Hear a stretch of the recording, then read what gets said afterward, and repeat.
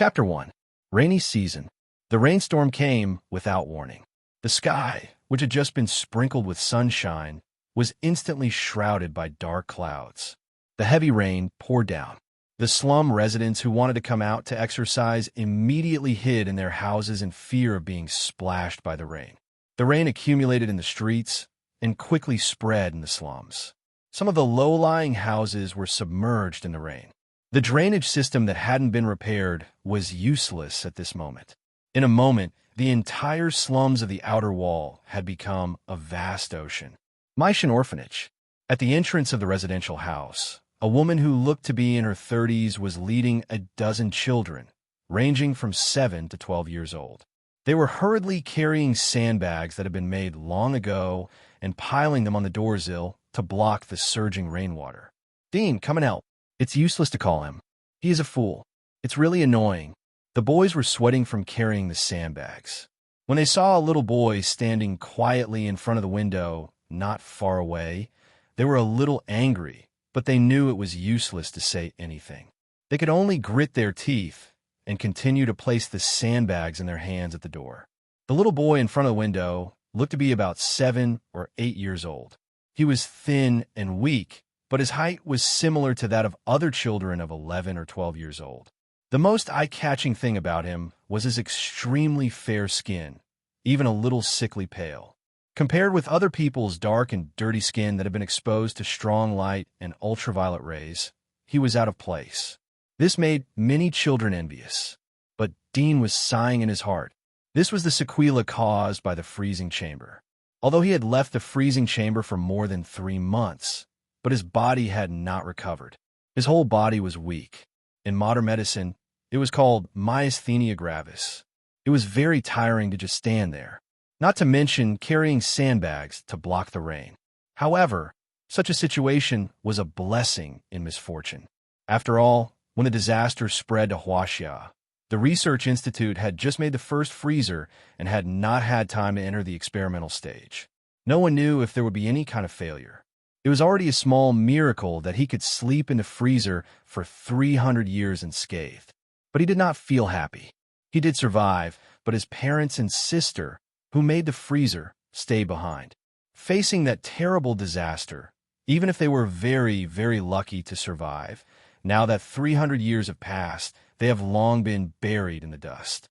In this vast world, he no longer had any relatives. From now on, he would face the world alone. He didn't despair. Although he was sad, his parents had given him 2 lives. He would never allow himself to be dispirited. Not only did he want to live well, he wanted to live a life that he could be proud of. He also wanted his deceased parents and sister to be proud of him. Fortunately, God still protected the human race in the end. When he crawled out of the freezer, he thought that he was the only one left on Earth. It was not until he walked out of the garbage dump, where the freezer was buried, that he found that the human race was not extinct. It seemed that a few people had survived the disaster, and after 300 years of reproduction and development, they had reached a good scale. Unfortunately, the civilization and technology of 300 years ago had been completely destroyed by the disaster. During this time, he didn't see or hear anything that symbolized the technology of the old era. Humans not only lost the power to conquer the planet, but even the basic life was extremely difficult. While he was lost in his thoughts, the storm outside the window gradually stopped. Seeing that the water level in front of the threshold had stopped rising, everyone in the room was relieved. It was as if they had experienced a long battle. Everyone had a feeling of exhaustion. At this time, the middle-aged woman looked at the sky. She saw that the dark clouds had gradually dissipated, revealing a cloudy sky. Knowing that it would not rain for a while, she immediately said, "Get ready to go to the cafeteria to eat. Put on your wax straw shoes." All the children's eyes lit up when they heard the word eat. Their previous exhaustion was swept away. They went back to their rooms, put on their wax straw shoes, and obediently lined up. "Dean, put on your shoes and get ready to eat." At this time, a voice called out to Dean from the back of the line. It was a 7 or 8-year-old boy. As soon as he finished speaking, he seemed to remember something. He patted his head and stepped forward to pat Dean's shoulder. He gestured with one hand and pointed to the direction of the cafeteria. The other sleeve was empty. Dean remembered him. His name was Barton. He was one of the few children in the orphanage who was kind to him. This was probably related to him. 300 years had changed, and the language had been changed. When he first came to the orphanage, he neither understood what others said nor could speak their language. He could only be silent. Over time, everyone thought that he was a bit silly, and maybe there was a problem with his IQ. So naturally, he was classified as a deformed child like Barton. The children in the orphanage were divided into two factions. One was the able-bodied ones who were abandoned by their parents, and the other was the deformed ones who were abandoned by their parents. In this world, even children have long learned to survive together. Dean nodded, indicating that he understood, and then followed Barton to the back of the line. Barton was about to ask Dean to change into the wax shoes, but inadvertently looked down and found that under Dean's trousers, he was already wearing a pair of light green high-heeled shoes. He could not help but be dumbfounded. In this world, plastic had not been invented yet. Shoes made of wax grass had become the most commonly used rain gear. This was a kind of natural mutant grass. It could be seen everywhere. Its leaves were large, and a waxy layer on its surface could effectively block the radiation rain. It had become an essential item for every household. Everyone carefully walked along the narrow stone path in front of the threshold. The accumulated rain only reached their ankles. If they accidentally fell into the water, even the strongest adult would inevitably get seriously ill. When they arrived at the cafeteria, everyone immediately began to grab the seats. The limited seats were immediately swept away by the able-bodied children in the front. Dean, Barton, and other deformed children had long been used to it. They came to the back corner, where there were several piles of stones. This was their dining table. Have you heard? Among the adopters, there are doctors and wall builders. Anidai said that we should seize this opportunity and perform well. If I can be adopted by the doctor, I will be very happy. I hope to be adopted by the wall builders. Maybe there is hope to climb the giant wall of Sylvia and see the world outside the giant wall. The food had not been delivered yet. Barton and several other children whispered to each other.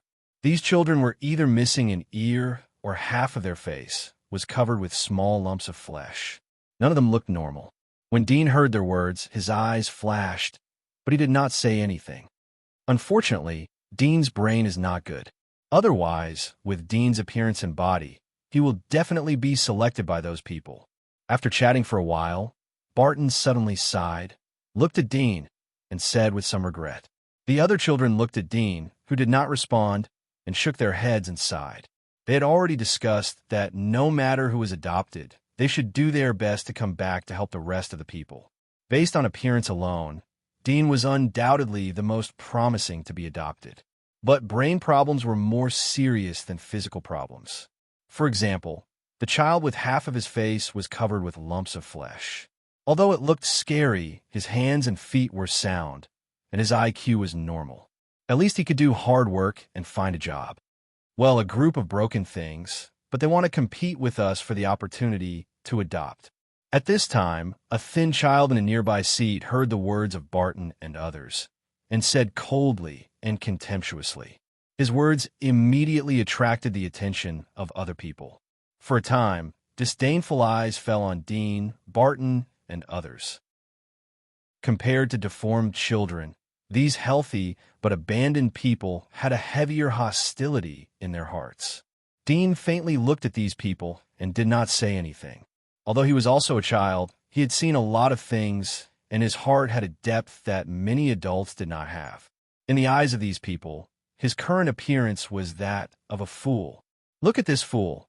He doesn't even understand the scolding. A guy with a broken head. No wonder he was abandoned. Still want to be adopted?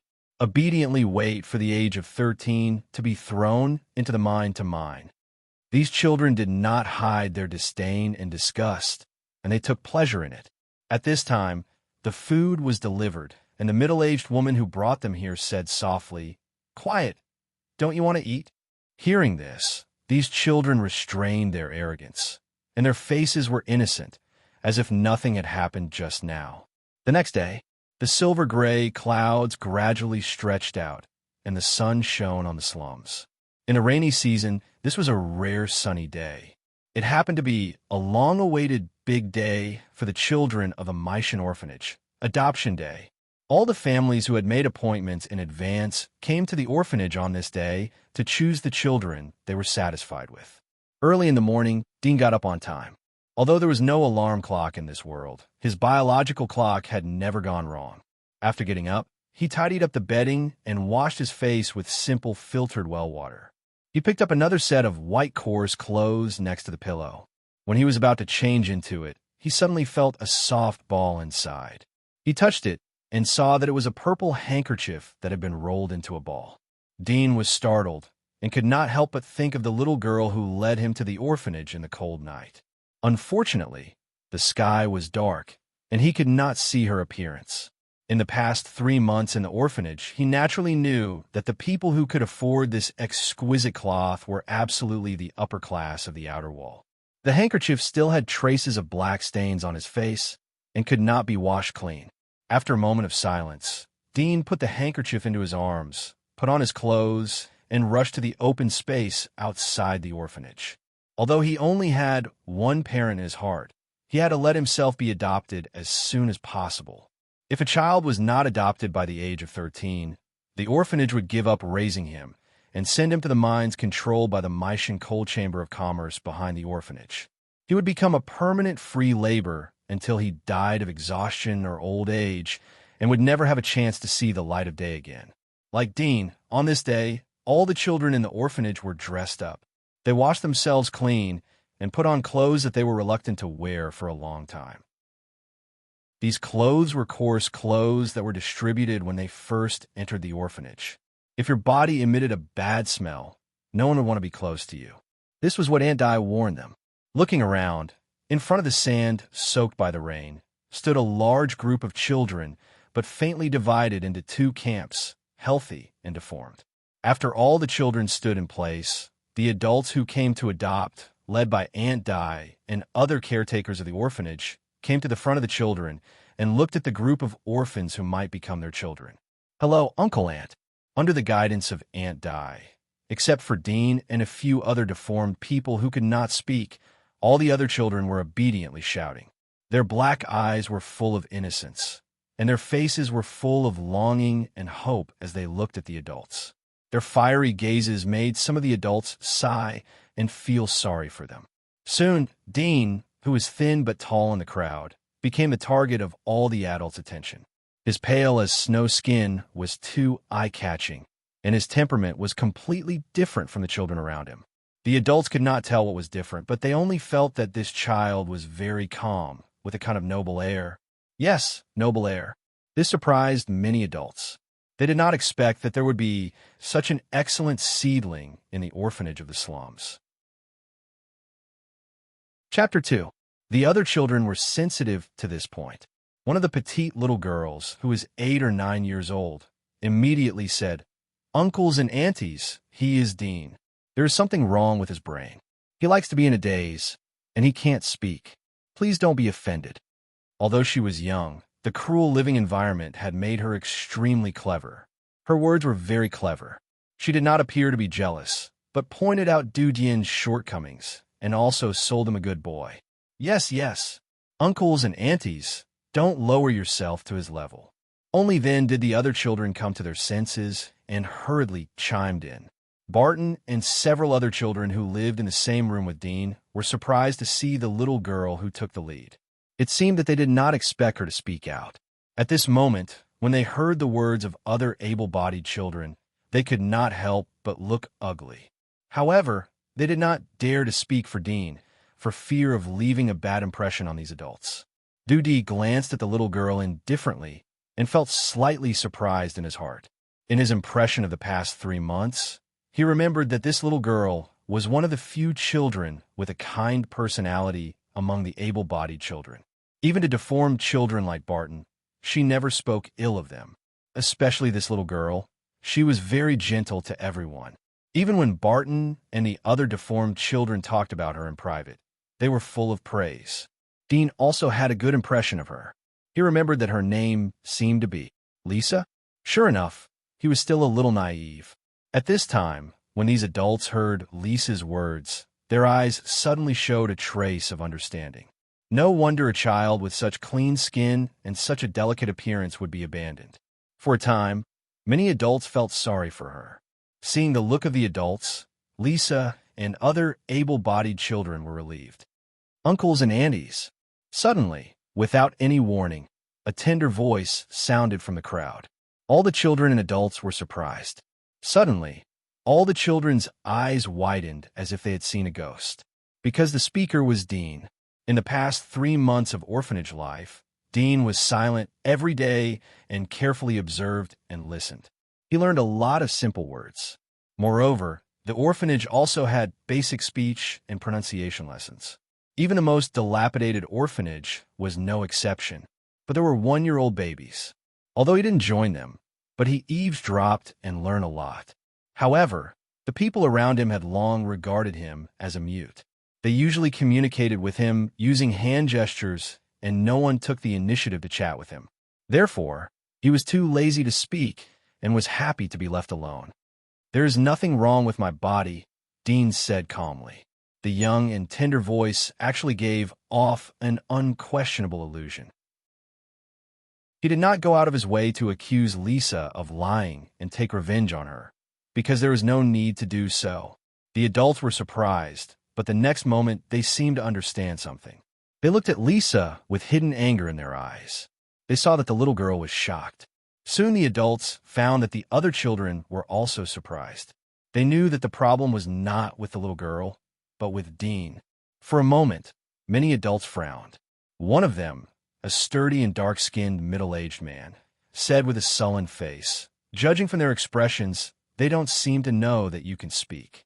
Can you tell me why you hid it from them?" The most taboo thing for the adults was to adopt a child who was full of thoughts and had no sense of security. Dean knew that he had stepped on a thread in the hearts of these people, but he was very calm and said, "I didn't deliberately hide it from them. It's just that I'm autistic and don't like to speak. They treated me as a mute, so I let them be." Hearing his words, the coldness in the eyes of the adults gradually relaxed. Most orphans had autism. They understood and understood it. Even if you're autistic, you've grown up in the orphanage.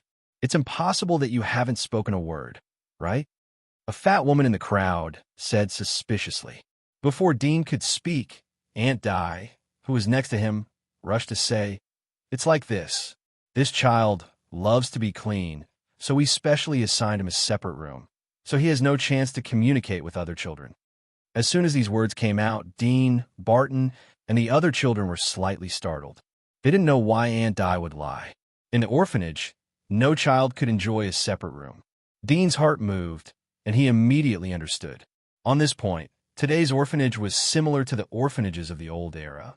They would package the children in the orphanage perfectly and cover up the flaws to the minimum. If these adults knew that Dean had only been in the orphanage for 3 months, no one would be willing to adopt him even if his conditions were good.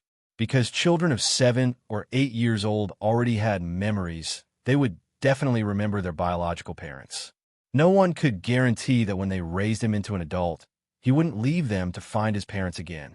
Understanding this, Dean's heart slightly sank. He glanced at the other children and saw that the able-bodied children and Lisa seemed to be ready to say something. At this moment, Dean saw Aunt Di's back facing the adults. She fiercely glared at Lisa and the children who were ready to speak, scaring them so much that their faces turned pale. In the orphanage, Aunt Di had the power of life and death over all of them. As long as Aunt Di said a word, they would never have the chance to be adopted. As for why Aunt Di was helping him, Dean certainly wouldn't be narcissistic to think that he had any special personality charm. It was because the sooner he was adopted, the less food the orphanage would consume. So that's how it is. The chubby woman saw Dean's snow-white complexion and suddenly understood. She looked at him sympathetically and said, "Child, I choose you. From now on, you'll be my child." As soon as these words came out, Barton and the other children who had a good relationship with him were immediately surprised, as if they were the ones who were adopted. They were happy for Dean. Hearing this, Dean immediately looked at the chubby woman's clothes and palms. Seeing her rough fingers, He could tell at a glance that she did hard work. He couldn't help but frown slightly. When he was about to open his mouth to refuse, suddenly another person laughed and said, "I think this child is very pleasing to the eye, and I think that with my conditions, I'm more suitable to be this child's parent." Everyone looked at the person who spoke. It was a plain-looking, middle-aged man with a faint smile on his face. The chubby woman's face changed, and she said with a cold face, "Really? I'd like to know what kind of big shot you are." The middle-aged man smiled and said, "I'm not a big shot. I'm just a small gardener of the Mel family." Hearing this, everyone was startled. The children didn't have much reaction, but the adults around couldn't help but change their faces. One of them whispered, "Mel family? Is it that Mel family? Apart from that Mel family, which Mel family needs a gardener?" For a time, everyone looked at the middle-aged man with a bit of awe in their eyes. The chubby woman's face turned pale. She lowered her head and didn't say a word. "How about it, child?" The middle-aged man was very satisfied with the reaction of others. He looked at Dean with a smile. Lisa and the other children, including Barton and other deformed children, also saw the clues of the moment. They looked at Dean with envy and jealousy. It was good that they could be adopted, but Dean was being fought over by others. How could they not be jealous? Dean frowned and thought for a little bit. He shook his head. "I'm sorry, Uncle. Thank you for looking after me, but I hope that my parents are doctors. It will give me a sense of security." This was a tactful refusal. The middle-aged man was a little surprised. He didn't expect Dean to refuse. He had been to many orphanages to look for children who were fated to be adopted. Those children were excited when they heard that they could be adopted. How could they be as calm as Dean? Moreover, he spoke in an orderly manner. Soon, the middle-aged man woke up. Although the Mysian family was well known in the outer wall, the children didn't know about it. They didn't even know what a gardener was. After all, the world they lived in was too far apart. Dean certainly knew what a gardener was. Moreover, he knew from the expressions of the adults that the Mel family must be a colossus. But even if it was just a name, it was still not a big deal. Chapter 3. Doctor. The eyes of a young woman wearing a gray gown lit up when she heard Dean's words. She looked at Dean and said, "Kid, I'm a doctor. Are you willing to be my child?" Dudian had long noticed her. He didn't expect her to take the initiative to open her mouth. Originally, he had taken the risk to refuse the gardener. He thought that other people were afraid of offending the gardener, so they didn't dare to pick him. Now it seems that the other's identity wasn't that terrible. Dudian didn't know that doctors were rarer than he had imagined.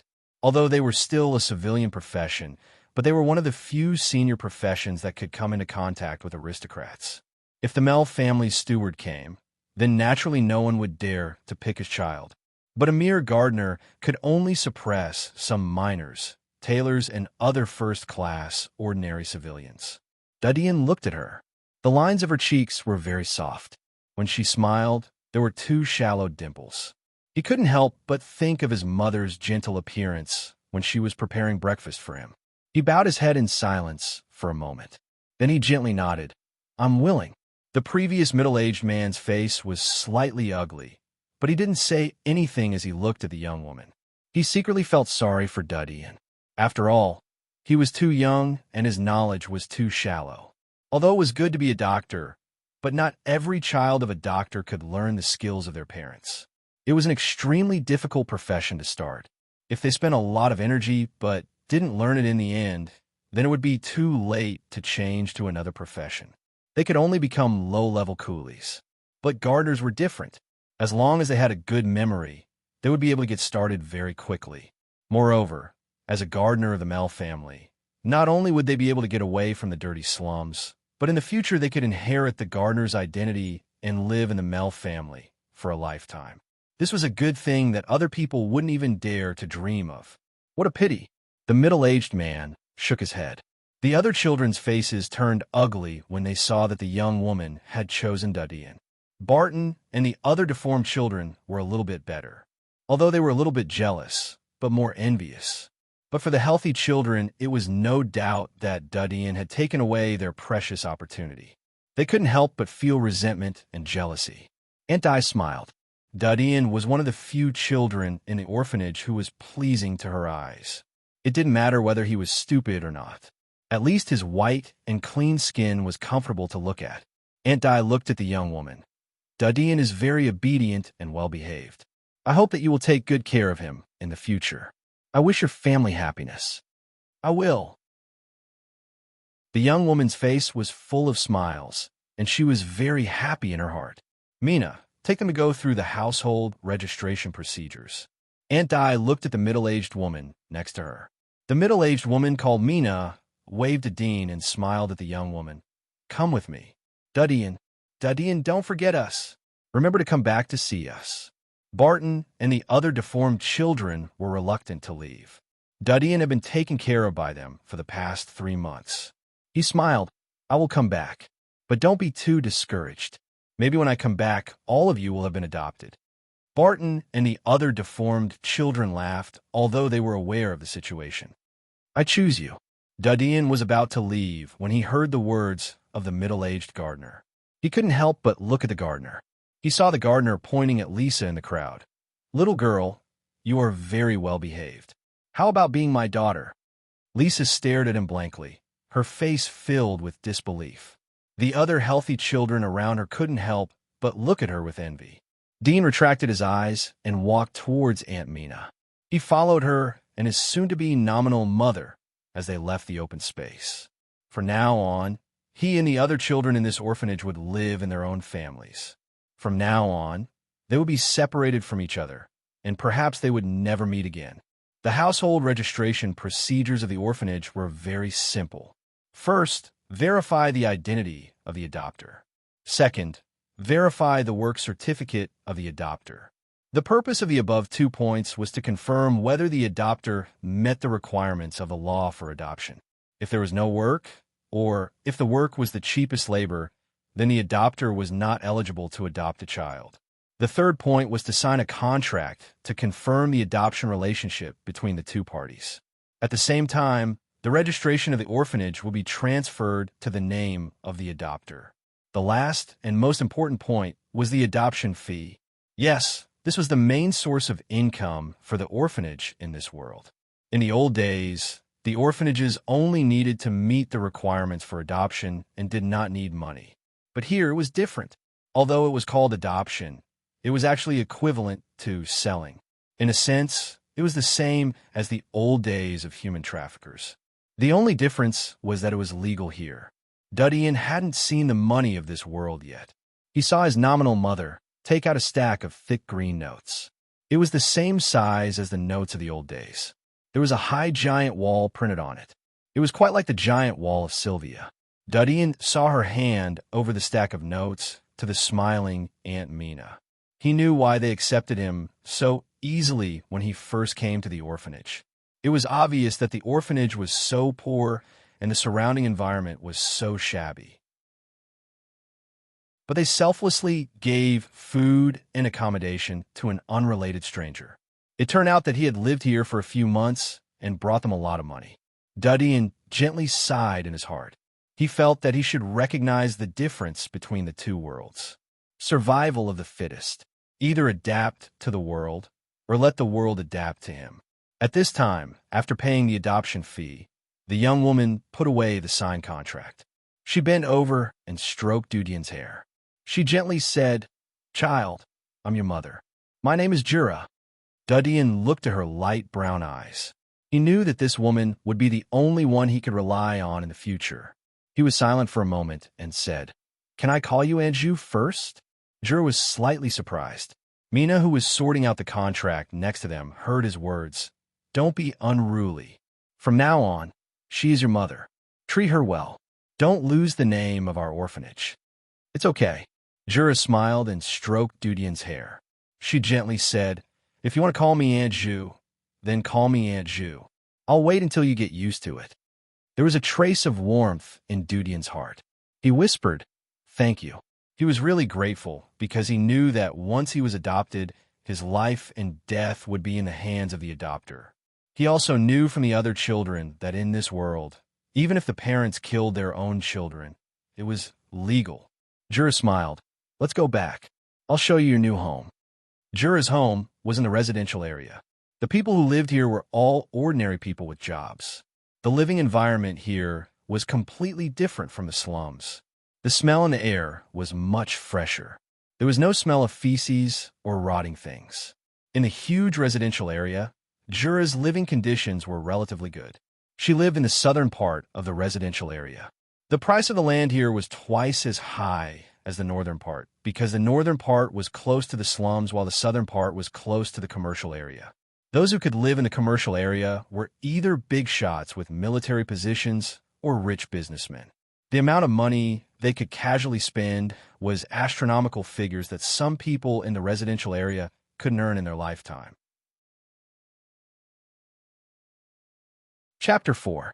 Jura took out a bunch of keys and opened the door. Dean looked at the slowly open house. He knew that this would be the place where he would live for the next few days.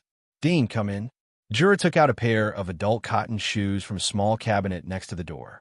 She deliberately shook them in front of Dean, as if to tease him. "These are Uncle's shoes. You wear them first. I'll take you to buy a new pair before the curfew." Dean was startled for a moment, but then he was relieved. One of the conditions for adopting a child was that the child must be married. In other words, he had a nominal father that he had never met. He consciously took off the dirty shoes on his feet. The rough shoes carved a few painful red marks on his feet. When he stepped on the clean cotton shoes, a burst of comfortable feeling came. "Come, I'll take you to wash first," Jura said enthusiastically. Dean thought that he could have a comfortable bath, but he saw that she just soaked the towel with warm water, wrung it, and then helped him wipe his face and arms. This way of bathing was exactly the same as the way in the orphanage, but the color of the water was much purer. Dean did not know that in this world, including the nobles, they all used this dry cleaning method to bathe. People's general view was that water would weaken the human body's functions and reduce disease resistance. Even the most clean nobles would only take a big bath once or twice a year. After the bath, Jura let Dean familiarize himself with the house. She took the coarse clothes that Dean had changed out of. Dean walked around the room. As he expected, he didn't see any technological items. There wasn't even a simple clockwork alarm clock. Moreover, he saw an old textile machine that he had only seen in fairy tales. He remembered that the background of the fairy tale seemed to be the medieval period of Europe. At that time, the steam era had not yet entered. Although a single textile machine could not determine anything, Dean thought of everything he had seen in the past few months. In his heart, he was convinced that the degree of civilization in this post-disaster world should have just developed to the Bronze Age before the Steam Age. They had just learned to use metal. This discovery made some thoughts emerge in his heart. In the evening, the sky gradually darkened and the air became colder. It seemed that it was going to rain again. Jura was worried that Dean was afraid of the dark, so she lit the oil lamp early. The dim light swayed on Dean's face. Every time Jura saw it, she was amazed. It was too white, even whiter than her skin color. "It's going to rain. Uncle hasn't come back yet." Dean looked out of the window and said. Jura smiled. She thought that this was really a good child. Uncle will be making a batch of goods in the next few days. "I won't be back tonight. Are you hungry? What do you want to eat? I'll cook. Just eat whatever you have." "You're such a good child. I'll let you taste my cooking. I'm sure you'll like it," Jura said confidently. In the blink of an eye, a month had passed. Dean had already met his nominal father. His name was Gray. He was a tall and thin middle-aged man. His appearance was ordinary, and his character was the same as Jura's. He was gentle, and his occupation was tailor. The textile machine at home was his workbench. During the black snow season, he would bring the goods to the house to work. After all, there was no charcoal and coal stove in the factory. Obviously, they had discussed about Jura's adoption. When he came home for the first time and saw Dean, his expression was the same as the adults in the orphanage. His face was full of surprise. When he found out that Dean was a little autistic and had no other problems, he was so satisfied that he couldn't stop smiling for a few days. Night. The common rainstorm of the rainy season came again. The rain pattered on the ground. Dean, who was sleeping in his small room, suddenly opened his eyes and sat up. He found out that it was just a nightmare. Then he felt his whole body was soaked with cold sweat. His clothes were stuck to his skin. It was a little uncomfortable. He shook his clothes and suddenly felt a rush of urine. He immediately got out of bed, put on his shoes, and gently opened the door. He found that there was a dim light under the door of Jura and her husband's room, diagonally opposite. He couldn't help but be startled. It was so late, but they still hadn't slept? Dean's heart suddenly jumped twice. He didn't know what was going on in his mind, but he unconsciously approached the room. The building materials of this world obviously didn't consider the sound insulation effect. At least, there was no such thing in Jura's house. A subtle sound came from the room. "Do you really want to do this?" It was Jura's voice, with a bit of hesitation. "I know that you like this child very much. I also like him very much. To be honest, I also hate to part with him. But this is a rare opportunity. If Miss Averill can take a fancy to him, we can move to the commercial district. There, we can find a better job. If you feel lonely, we can adopt another child. Anyway, we can afford it. It's not a matter of money. I'm worried that if Dean marries into Averill's family, he won't like to talk. He will be bullied. They are people from two different worlds. I have seen children who marry into big families. Their lives are almost the same as servants. Some are even worse than servants." The room was silent for a moment. Gray's voice continued. "Jura, you should think of it this way. He is an orphan from slums. If it wasn't for us, but if he was adopted by another serf family, his life would be worse than that of a servant.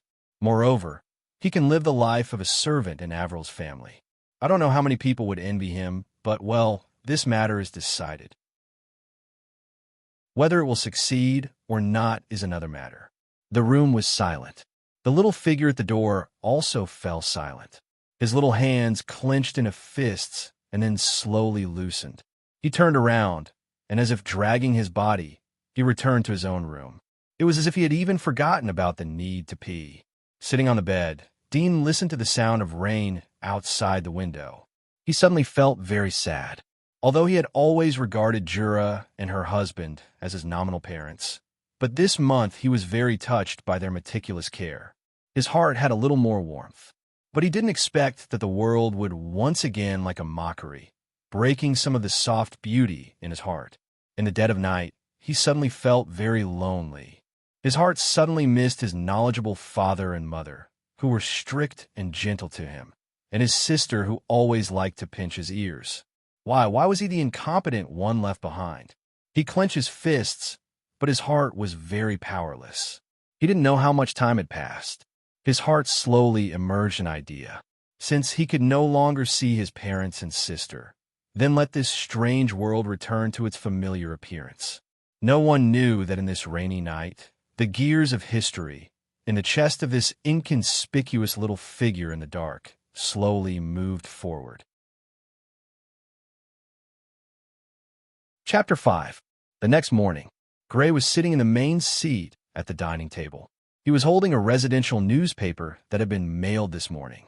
There were news about various places in the residential area, as well as recruitment information from some factories. Jura was busy preparing breakfast in the kitchen. Everything was the same as usual. Dean's biological clock rang on time. He got up and folded the bedding. He washed his face and mouth with filtered well water. He came to the dining room and said, "Good morning," to Jura and her husband. Then he sat on a chair and started to eat his breakfast. At this time, Jura was also done with her work. She sat down opposite to Dean and smiled. "How is it? Does it taste good today?" "A little spicy." Dean took a bite. "I like spicy food." "That's good." Jura smiled. Gray put down the newspaper and looked at Dean, who was lying on the table. He said, "Dean, Aunt and I have chosen a marriage for you. You have to get ready today. Dress up and come with us to meet someone." Due to Dean's request, Gray and Jura were temporarily acting as aunt and uncle. Dean's heart had calmed down after last night's buffer. He pretended to be at a loss and asked, "Marriage? What is marriage?" Jura looked at him and whispered to Gray, "You see, I said that Dean is still young. It is not too late to get married in a few years. At the age of 13, it is the legal age for marriage." Gray looked at her. His eyes seemed to be slightly cold. "We are just going to get engaged. It is not a bad thing to get married in a few years." Jura saw that her husband had made up his mind. She sighed and no longer said anything. Gray looked at Dudian. "We will take you to see a beautiful big sister. You have to seize the opportunity and do your best to get her approval. In this way, you will be able to eat a lot of delicious food every day. You will wear good clothes, and you will never be hungry again. Do you understand? Really? I will. Dean's heart was calm, but his face was full of surprise. After all, life was like a drama. It all depended on acting skills. Gray's face showed a smile. Good boy. Dean is a good boy. Come, let's eat first. Soon, the three of them finished eating. Dean's eagerness and enthusiasm made Gray feel relieved. The only thing left was to see if the lady would take a fancy to Dean. Come on, don't rush. Change into your new clothes first. Jura took out a brand new black suit, bright red tie, and shiny shoes from the cabinet and asked Dean to change into it. Jura and Gray's eyes lit up when he came out of the room. Dean's white skin was as white as snow, and his black eyes were like stars in the night sky. It's so beautiful, Jura exclaimed in admiration. Gray was overjoyed and said with a smile, Very good. Let's go. Well, Dean was also very excited. Jura was the last one to go out. She locked the door and came to the side of the street in front of the lawn guardrail.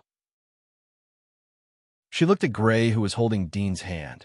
It's so early. Are there any carriages coming here? Gray smiled and said, I've already said that Averil's family will send someone to pick us up. Suddenly, the sound of hooves sounded. Duddian saw a carriage with golden wheels galloping over from the corner of the street. There was a silver-white flag engraved with a white flower on top of the carriage. The coachman was wearing a black top hat and black suit. He stopped the carriage in front of Dean and others. He jumped out of the carriage and smiled. You two must be Gray and Jura.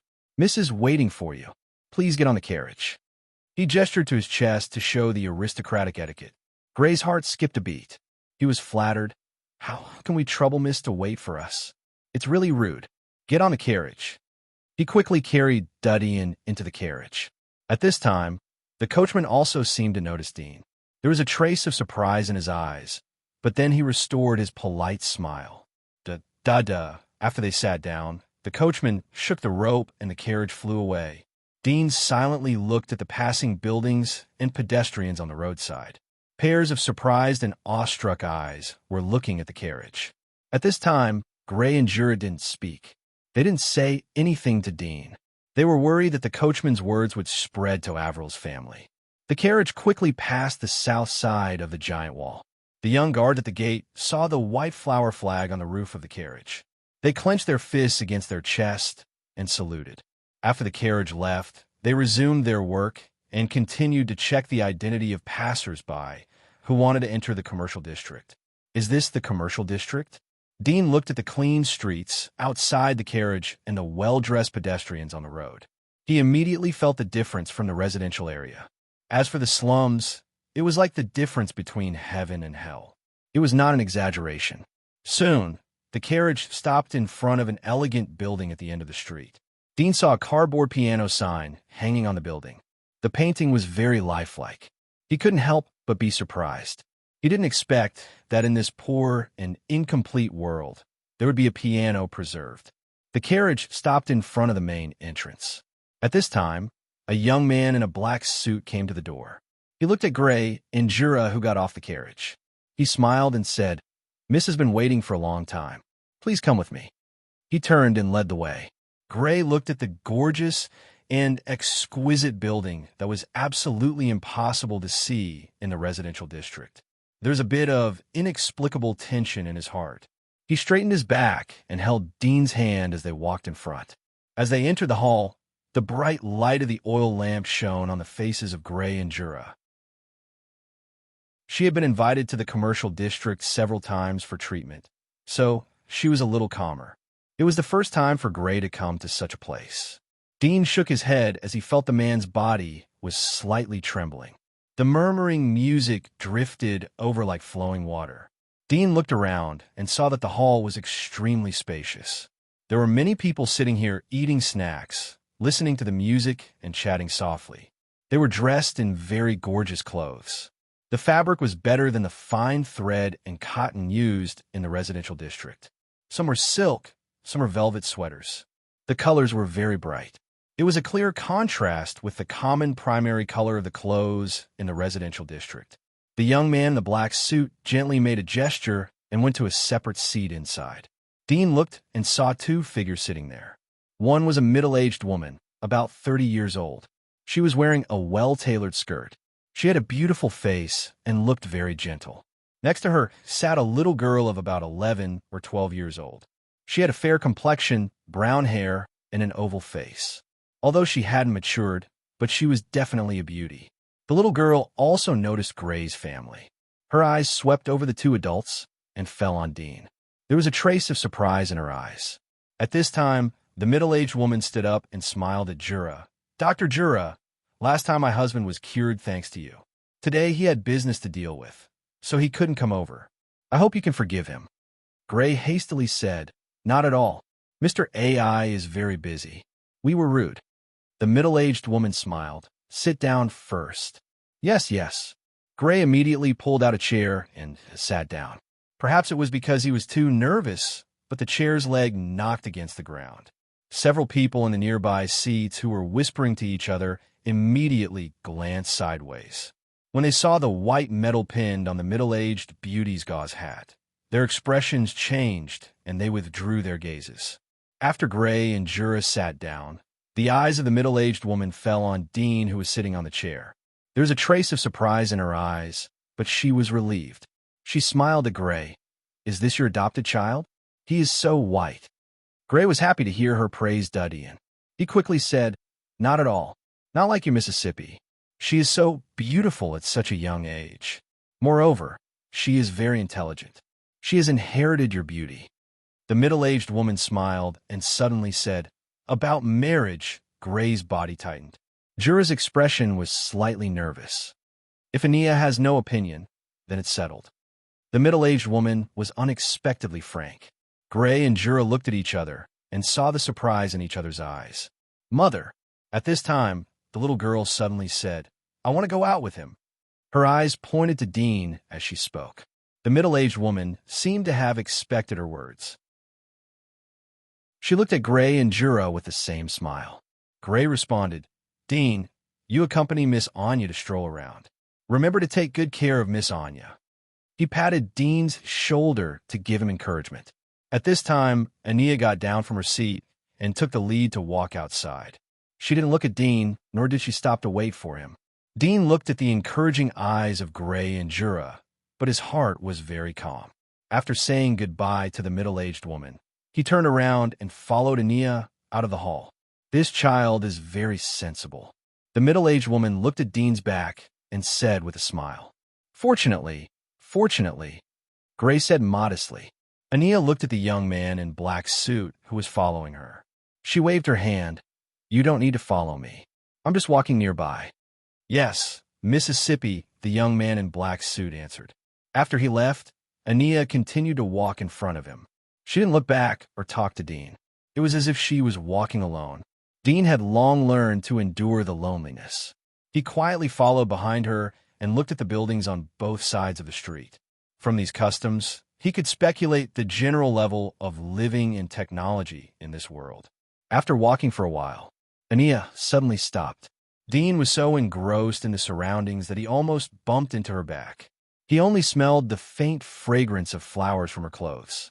He quickly took a step back to open the distance. At this time, Ania turned around. Due to her age advantage, she was slightly taller than Dudian by half a head. There was not the slightest expression on her beautiful white oval face as she quietly looked down at Dudian. This indifferent feeling made Dean faintly guess a possibility in his heart. He quietly looked up at her.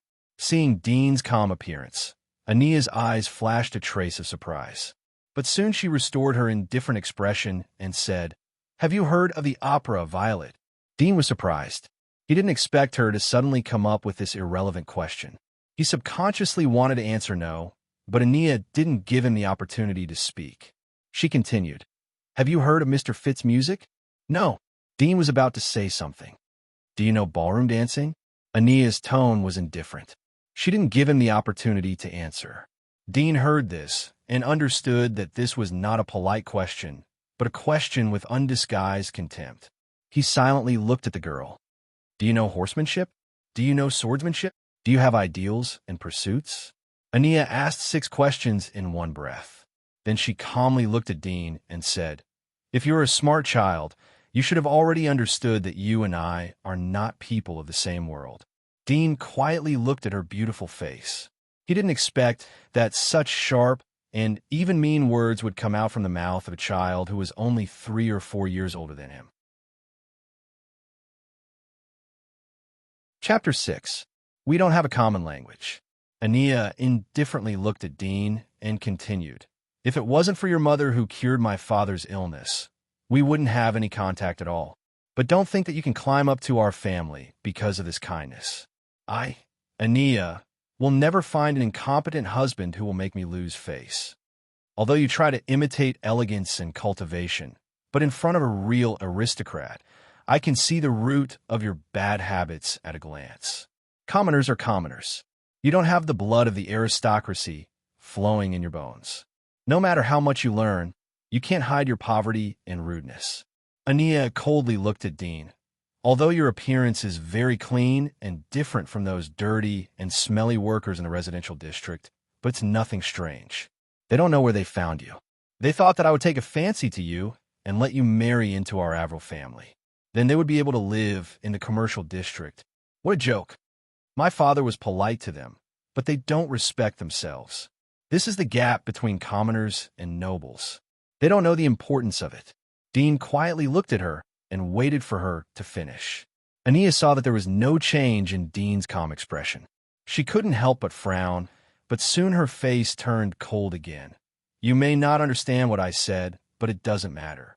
You just need to know that you're not worthy of me. I won't let you be my husband. If you want to marry into our Avril family, you and your adoptive parents had better give up. Otherwise, I will not let you live in the residential district. Dean quietly looked at her. Are you finished? Ania sneered. I'm finished. Say what you want to say. Dean smiled and looked directly into her eyes. First of all, I have to say thank you. Ania was stunned and a little stunned. Dean didn't pay attention to her reaction. First, thank you for refusing me, so that I can avoid the humiliation of marrying into your family. My father said that this is the basic bottom line of a man. Thank you for helping me. The father he was talking about was his strict, erudite, and gentle father. Ania was puzzled. Didn't your father humbly want to put you into our family? Second, thank you. Dean said, thank you for letting me know that even a little girl like you can't be ignored. Ania's eyebrows twitched. She was precocious since childhood. She had planned her future when she was 8 or 9 years old. She was completely different from the children around her. She didn't expect to hear such an old-fashioned tone from the mouth of a child who was a few years younger than her. It was as if she was facing her childhood playmates. When she was ready to speak, Dean had already turned around and was ready to leave. Before leaving, he thought of something. He paused for a moment, but didn't look back. It seemed that he was talking to himself. Perhaps I don't know the horsemanship and swordsmanship that you mentioned. I can't learn the manners and manners of nobles. But I have ideals and pursuits. His voice fell, and he left along the original road. Only when his figure disappeared from Ania's sight did Ania react. She did not expect that this little commoner did not wait for her and dare to leave first. A surge of anger surged in her heart. Since young, she had cultivated a good temperament, so she rarely got angry. However, at this moment, she felt a ball of anger burning in her heart. Rather than anger, it was more like grievance. She gritted her teeth, stomped her feet, and followed up. Maintaining a ladylike posture, she followed at the fastest speed. When Dean returned to the corner of the concert hall, he heard Ania walking quickly behind him. Her walking posture was still elegant. He paused, but didn't look back. When Ania came behind him, he opened his mouth. If the adults ask, you can say that you already have someone else in your heart. Ania was about to question him when she heard his words. She couldn't help but sulk. Why do I have to say it? I want you to go back and tell your adoptive parents that I don't like you. Let them give up on this idea. Dean indifferently said, If I didn't guess wrong, your father should agree to this marriage. But you don't agree. In other words, as long as I agree, it can be done. Am I right? Ania's face suddenly turned white. What Dean said was right. Her father did agree to this marriage. She and her mother came out today to put pressure on Gray couple so that they would give up on this idea. How do you know? You told me. Dadian lightly said, if you have the choice, you can refuse this marriage in a simple sentence. There's no need to talk so much or even threaten me. Moreover, I think your mother is a bit too straightforward. So there must be something fishy about it. You can't directly refuse my adoptive parents, so you want to start with me. Ania was shocked. Dadian said almost word for word. It was as if he had heard the discussion between her and her mother in advance. For a time, she suddenly felt that she couldn't see through the little boy. His calmness and calmness were something that even a teenager wouldn't have. However, she didn't regret her choice. After a moment of silence, she said, if I open my mouth, I'm afraid that your adoptive parents will find my father. Dadian slightly shook his head. No, as long as you refuse, this matter will be over. Things are very simple. It's just that you think it's complicated. How do you know that? Ania frowned. She didn't like Dudian's confident tone. Dadian knew that she wasn't convinced. He could only patiently explain. You overestimate their courage and underestimate their self-esteem. They're just trying their luck and don't expect too much. Ania frowned and thought for a moment. Then I'll directly say that I don't like you. Why would I say that I have other admirers? I don't have any. Dadian rolled his eyes. Aren't you a noble? Don't you know that you have to be tactful? How could they put their faces if they said that directly? Ania looked at him and suddenly snorted. Are you afraid that if I say so, they will think that you didn't perform well in front of me? So they will vent their anger on you? Dadian wasn't embarrassed as he was seen through. He lightly said, anyway, I have taught you. What do you want to say? But you are responsible for the consequences. He walked out from the corner and went towards the concert hall. Ania looked at his back. She was so angry that she finally stomped her feet and followed. Miss, you are back.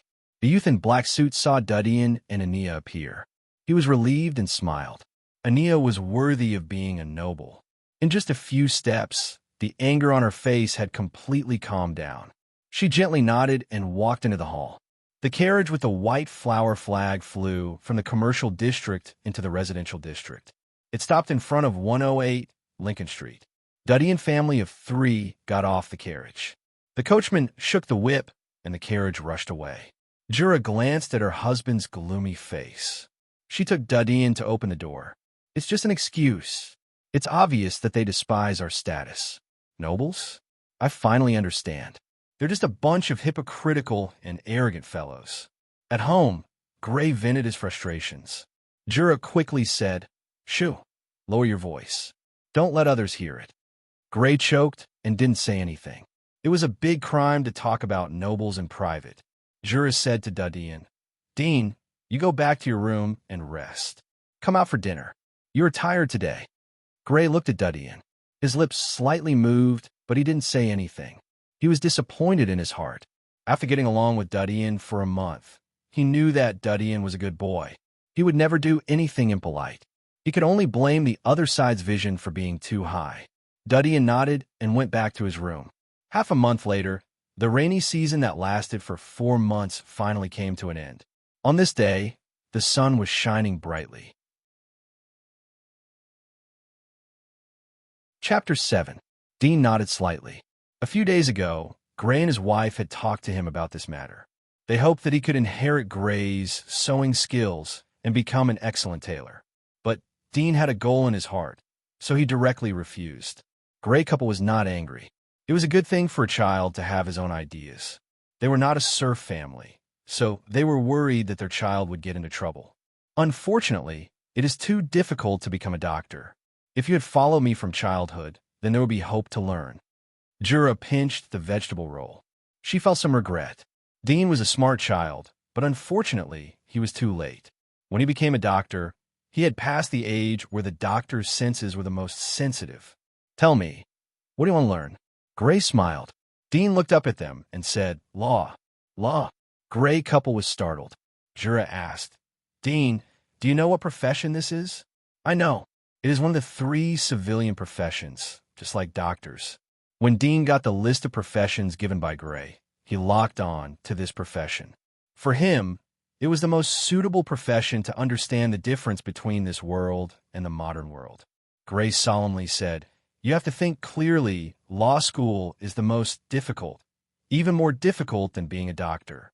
It requires a very flexible thinking and logical ability. Although you are a smart and well-behaved child, you did not receive any basic learning in the orphanage. If you want to graduate from law school and become a qualified priest, it will be very difficult." Dean looked straight at him and insisted, "I want to learn this." Gray frowned slightly. This was the first time that Dean was so persistent in front of them. He did not know how to refuse. Since the last time he was rejected by Avril's family, some of his thoughts had faded. He regarded Dean as his real child, so he didn't want to easily hurt their feelings. Jura saw that Dean was so serious, so she pulled Gray's sleeve and said, "Since the child wants to learn, then let him learn. Even if he can't enter the magistrate, it is good to be an ordinary lawyer. At least he is familiar with the law and won't break the law. He'll be safe." Dean looked at her and silently said in his heart, "I study the law, not to obey it, but to break it." Gray sighed and said, "All right, let's listen to him." Dean was relieved. He looked at them and said, "Thank you." Gray smiled as he heard Dudian's words. "Since you have chosen, then stick to it. If you don't want to learn, then come back and learn sewing from me. Be a textile worker, and you can support yourself." Dean nodded. When the Black Death season arrived, the temperature warmed up a lot. On the third day before the academy reopened, there was a special holiday called the Day of Prayer. Every family gathered in groups and headed to the Cathedral of Weyer in the middle of the residential area. They prayed to God the Father to let them safely survive the Black Death season, so that the plague and disease would not befall them. It was a grand ceremony. Gray and his wife also went to pray with Dean. Dean saw the world's faith for the first time, the Holy Church. However, this was just a branch of the radiant church built in the residential area. A huge statue of a four-winged angel was erected in the middle of the square. Its two arms seemed to embrace all the believers, full of benevolence and peace. The day of prayer passed. 3 days later, the various schools began to enroll students. Dean was led by Gray and his wife to the law school about 10 kilometers away from his home. He saw bustling parents and children waiting here. These parents and children were dressed in simple clothes and had clean skin. They were completely different from the ordinary workers who were emaciated or had rough skin. After all, the tuition of the law school was also notoriously expensive. Ordinary working families could not afford it. "I heard that if you want to enter the law school, you need to pass the assessment." "I already know. Do you think it is the same as the sewing school or the geology school?" "I don't know what the assessment will be." Some parents whispered to each other. Gray asked, "Is there an assessment for the law school?" "Of course, it is the same as our medical school." Jura blinked and bowed to Dean. "You have to work hard. I remember that the assessment will be some simple things. Our medical school tests memory. It should be the same here." Gray smiled at Dean. "It depends on your own performance.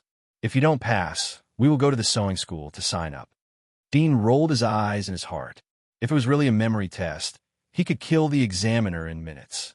His IQ was 142. In the olden era, this was already considered a genius IQ. Those with an IQ of 120 to 140 were considered smart, and most people had an IQ of 90 to 110. As for that monster of a sister of his, her IQ was 168. That was what it meant to have a photographic memory. At the age of 12, she was accepted into Harvard University. The siblings' IQ was so high because they inherited the genes of their parents. Both of them were scientists who had won international awards. If it was not for the outbreak of the disaster, they would have won another international award with the invention of the freezing chamber. At this time, the parents in front went in one after another. Soon it was Dean's turn. "Parents, stop. Children come over to take the assessment." A middle-aged man stopped Gray and his wife. "Dean, come on."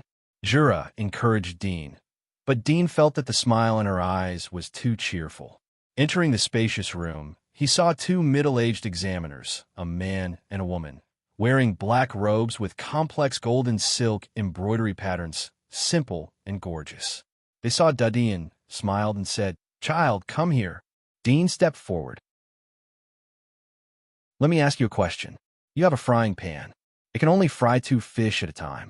It takes 1 minute to fry one side. How many minutes does it take to fry 3 fish? The middle-aged woman on the left smiled. 3 minutes. Dean replied without thinking. The 2 examiners were surprised. The question was not difficult, but even some smart children needed to think a little before they could answer it. But Dudian didn't think about it and directly said the answer. Moreover, it was correct. You passed, child. You are very smart. The middle-aged man on the right smiled and said, Take this and go to the side for a physical examination. If there is no problem with the physical examination, you can officially go to the law school. He handed a small note to Dean with a few words written on it. There is a physical examination? Dean frowned slightly, nodded, and turned to leave the room. So difficult. I said 4 minutes, but they said I was wrong. Isn't it 4 minutes? If you want to fry both sides, it must take 4 minutes. There is a problem with this question. Why do you want to fry fish? I don't like to eat fish. What's the relationship between frying fish and the law? Yes, my father is a chef. He can fry 3 fish in 1 minute. They don't believe me, Humph. As soon as Dean came out of the room, he heard a few children coming out of the assessment room and complaining about the exam. His mouth twitched slightly. He pretended not to hear those words and turned back to the waiting Gray couple. How is it? Gray smiled. He also heard the children's words. Although he didn't know what the specific exam was, it seemed that it was not so easy to pass. Dean faintly looked at him and said, Passed. Next is the physical examination. Gray's smile stagnated. He was somewhat discouraged. But when he thought that Dean was smarter than the other children, he beamed with joy. The physical examination is to test the radiation value in your body. Judging from Dean's skin color, the radiation value is certainly not high. There will be no problem for you to pass. Jurors seemed to know something. Dean's heart was moved. Nuclear radiation lines were everywhere in the world when the global nuclear war broke out. The silver-gray clouds in the sky also gathered a lot of nuclear radiation dust. That's why there was a rainy season. The rain was extremely dangerous for the world. It could even be fatal. If you got wet, you would get sick. If it was light, you would get sick. If it was heavy, you might even die. However, he had just come out of the freezer. He had lived here for a few months, so the radiation value in his body should not be high. However, he was very curious. What did these people use to test the radiation value? Was it an instrument? But the steam era hadn't entered here. How could they know about electricity? At this time, Jura took him to a room next to the physical examination. There was no line inside. After all, not many people could pass the first assessment. There was a middle-aged woman sitting inside. She saw the small note in Dean's hand and smiled. Come over. Dean went forward and looked around. He didn't see any instrument, but there was a row of glass tubes that looked like thermometers. The middle-aged woman took the note from his hand and glanced at it. Seeing that it was real, she picked up a clean glass tube from the side. There was a fine scale on it. She pointed the sharp end at Dean's small hand and said with a smile, Child, don't be afraid. It won't hurt. Dean didn't think that the thing to test the radiation value was such a small glass tube. The sharp end of the glass tube pierced into Dean's finger. Soon, dark red blood penetrated into the glass tube. At this time, Dean noticed that there was a hair-like red line on the scale of the glass tube. It rose slightly and stopped at the first grid at the bottom of the scale. The middle-aged woman looked at it and confirmed that she wasn't seeing things. She couldn't help but look at Dean in astonishment. She noticed that Dean's skin was much whiter than other children. Even the girls of the same age didn't have such a white skin. There was a trace of understanding in her eyes.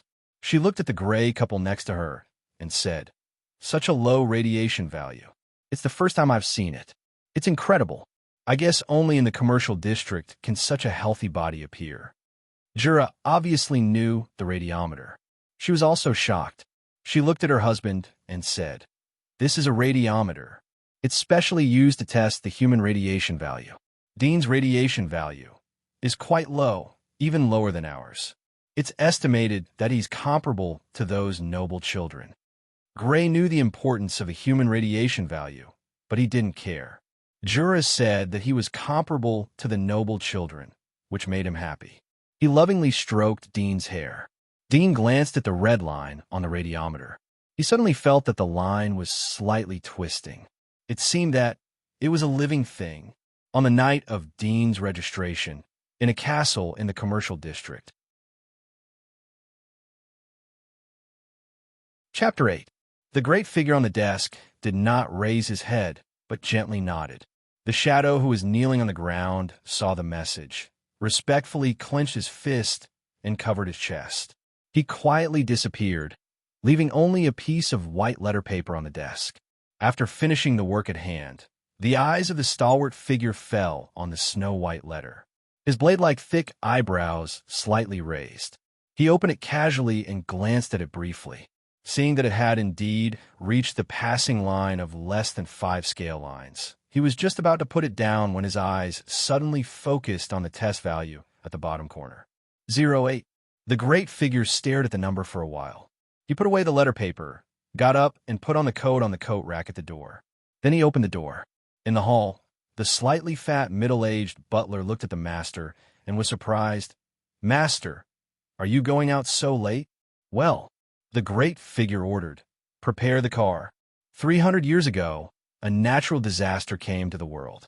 Our ancestors fought bravely and relied on their infinite wisdom and strength to survive in the face of adversity. They built this giant wall of Sylvia to isolate the disaster outside the giant wall and protect all of our descendants. The giant wall of Sylvia is sacred and great. You must not blaspheme the giant wall. Do you understand?" A white-bearded old man on the podium said solemnly. Don't look at his white beard. In fact, he had just reached 60 years old. But here, this was considered as a long life. Dean listened carefully. 3 days after his registration, the school officially started. This was his first class of the day. The old man did not explain the knowledge of the law, but simply introduced some well-known things. It seemed that the purpose was to familiarize the children and consolidate the faith in the hearts of the children. About the story of the giant wall of Sylvia. As long as they were not orphans, almost every child had heard countless times from their parents. The other children were bored, but because it was the first time they saw the white-bearded old man, they were somewhat afraid of strangers and did not dare to be rash. Dean listened with relish. These were the things he wanted to know the most at the moment. Seeing that the old man seemed to be bored, he could not help but raise his hand and asked, "Teacher, what is the natural disaster you are talking about?" White-bearded old man and the other children were surprised. They didn't expect Dean to be so bold. He dared to take the initiative to ask such a well-known question. The old man saw Dudian's serious and hopeful face. He couldn't bear to discourage the child's enthusiasm. But in his heart, didn't the child's parents tell him? He replied with a smile, "There are many natural disasters, such as volcanic eruptions, floods, earthquakes, and so on." Dudian was startled. "Is that all?" The old man was a little speechless. These disasters are already very terrifying. Didn't you hear your parents say that just the volcanic eruption alone can kill countless people? Do you see the dark clouds in the sky? That's caused by the volcanic eruption. Dean slightly frowned and did not say anything, but his heart was thoughtful. He knew that the disaster of 300 years ago was not a simple natural disaster. Although all kinds of disasters that the old man said had happened, but they were caused by nuclear explosions. The reason why he asked was that he wanted to see the information left by the survivors. It was obvious that the future generations did not know the real cause of the disaster and the inside story. Perhaps the inside story was too terrible, so it was blocked by the rulers. "Teacher, my mother said that it is very dangerous outside the giant wall. If we go out, we will die. Is this true?" A little fat boy saw Dean's question and also raised his hand to ask. The old man looked solemn and seriously said, "Yes, there are devils and plagues outside the giant wall. Once you go out, you will never come back. We can sit here and study. We can eat rice and vegetables. It is all thanks to the giant wall. So you have to respect the giant wall and respect the wall builders. This is a great profession like doctors and us, the law keepers." The law keepers refer to people who study law. Children like Dean, who had just started to study law were called trainee law keepers. If they graduated and passed the magistrate's assessment, they could become a magistrate. It was a very sacred existence, as noble as the aristocracy. Not only could they freely enter and exit the commercial district and residential district, but they could also enter the inner wall area. Devil and plague. All the children were scared. Even if they were small, they knew how terrible these two things were. Dean was curious. He naturally did not believe in the devil. Nuclear bombs had baptized the world, and 99% of the creatures were extinct. This was just a fabricated story to scare the children. Of course, the target of intimidation may not only be children, but also adults. This made him more curious about the world outside the giant wall. What was it like? Was it still full of nuclear bomb explosions? Or because no one had developed it, it had become a virgin forest? Time is up. Class is over. The white-bearded old man looked at the hourglass and said. The other children immediately cheered.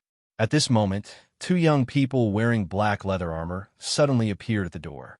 They walked into the classroom as if there was no one else present. The white-bearded old man was about to speak, but suddenly noticed the black eagle medal on their shoulders. His face suddenly smiled and greeted them. "Two sirs, are you here to take the children away?" Dean's ears pricked up. He was somewhat vigilant and puzzled. One of the thin young men nodded slightly. He looked indifferent and meticulous. "Now I will call the roll. Those who are mentioned by me, stand up. Do you understand?" His cold eyes swept across the audience. There was no softness in his eyes because the target was a child. All the children were immediately subdued and nervous. The white-bearded old man quickly appeased them. "Don't be nervous. These two sirs are guards. Those who are mentioned by them will have hope to join the public service. This is a great event." Public service? Dean had heard Jura talk about it. In short, it was equivalent to the civil servants of the old era. They didn't have to worry about their livelihood for a lifetime. In this world, it was the dream of many civilians. However, Dean noticed the medals on the shoulders of the two guards. When he entered the residential area from the slums, he didn't see such medals on the guards. The standard leather armor was also different. Moreover, there was no reason for a guard to be so in awe of a teacher. This made a trace of doubt emerge in his heart, and he immediately quietly watched. "Lock!" the black-armored young man shouted. A thin child on the table in front of Dean was scared and weakly said, "And stand up!" The black-armored young man shouted. The thin child was scared and immediately jumped up. "Marta!" "Yes." A girl quickly stood up. "Lemuel!" "Carly!"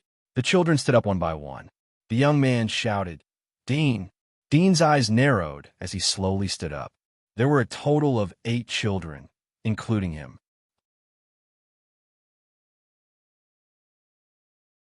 Chapter 9. The 8 of you come with us. The thin young man looked at Dean and said indifferently. He turned and left the classroom with his companions. The white-bearded old man saw that Dean and the other 8 children didn't move and quickly said, "Hurry up. This is your luck. Others want it but don't have it." Hearing his words, several children looked at each other. One of the taller children stood up and took the lead to follow the old man. The rest followed one after another. Dean walked at the end of the line, quietly observing the selected children and the children who were not selected. He wanted to find a reason why he was selected by comparison, but soon found that there seemed to be no common ground, at least from skin color, appearance, and other external appearance. There was no obvious difference. If there was no external, then it must be internal.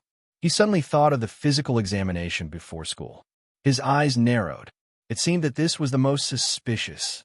While he was thinking, he followed the other children to the huge playground outside the law school. As soon as he arrived here, Dean saw a black carriage parked at the entrance of the school. The carriage wheels were embedded with iron bars and huge rivets. At first glance, it looked extraordinarily strong. The horse pulling the carriage was even more amazing.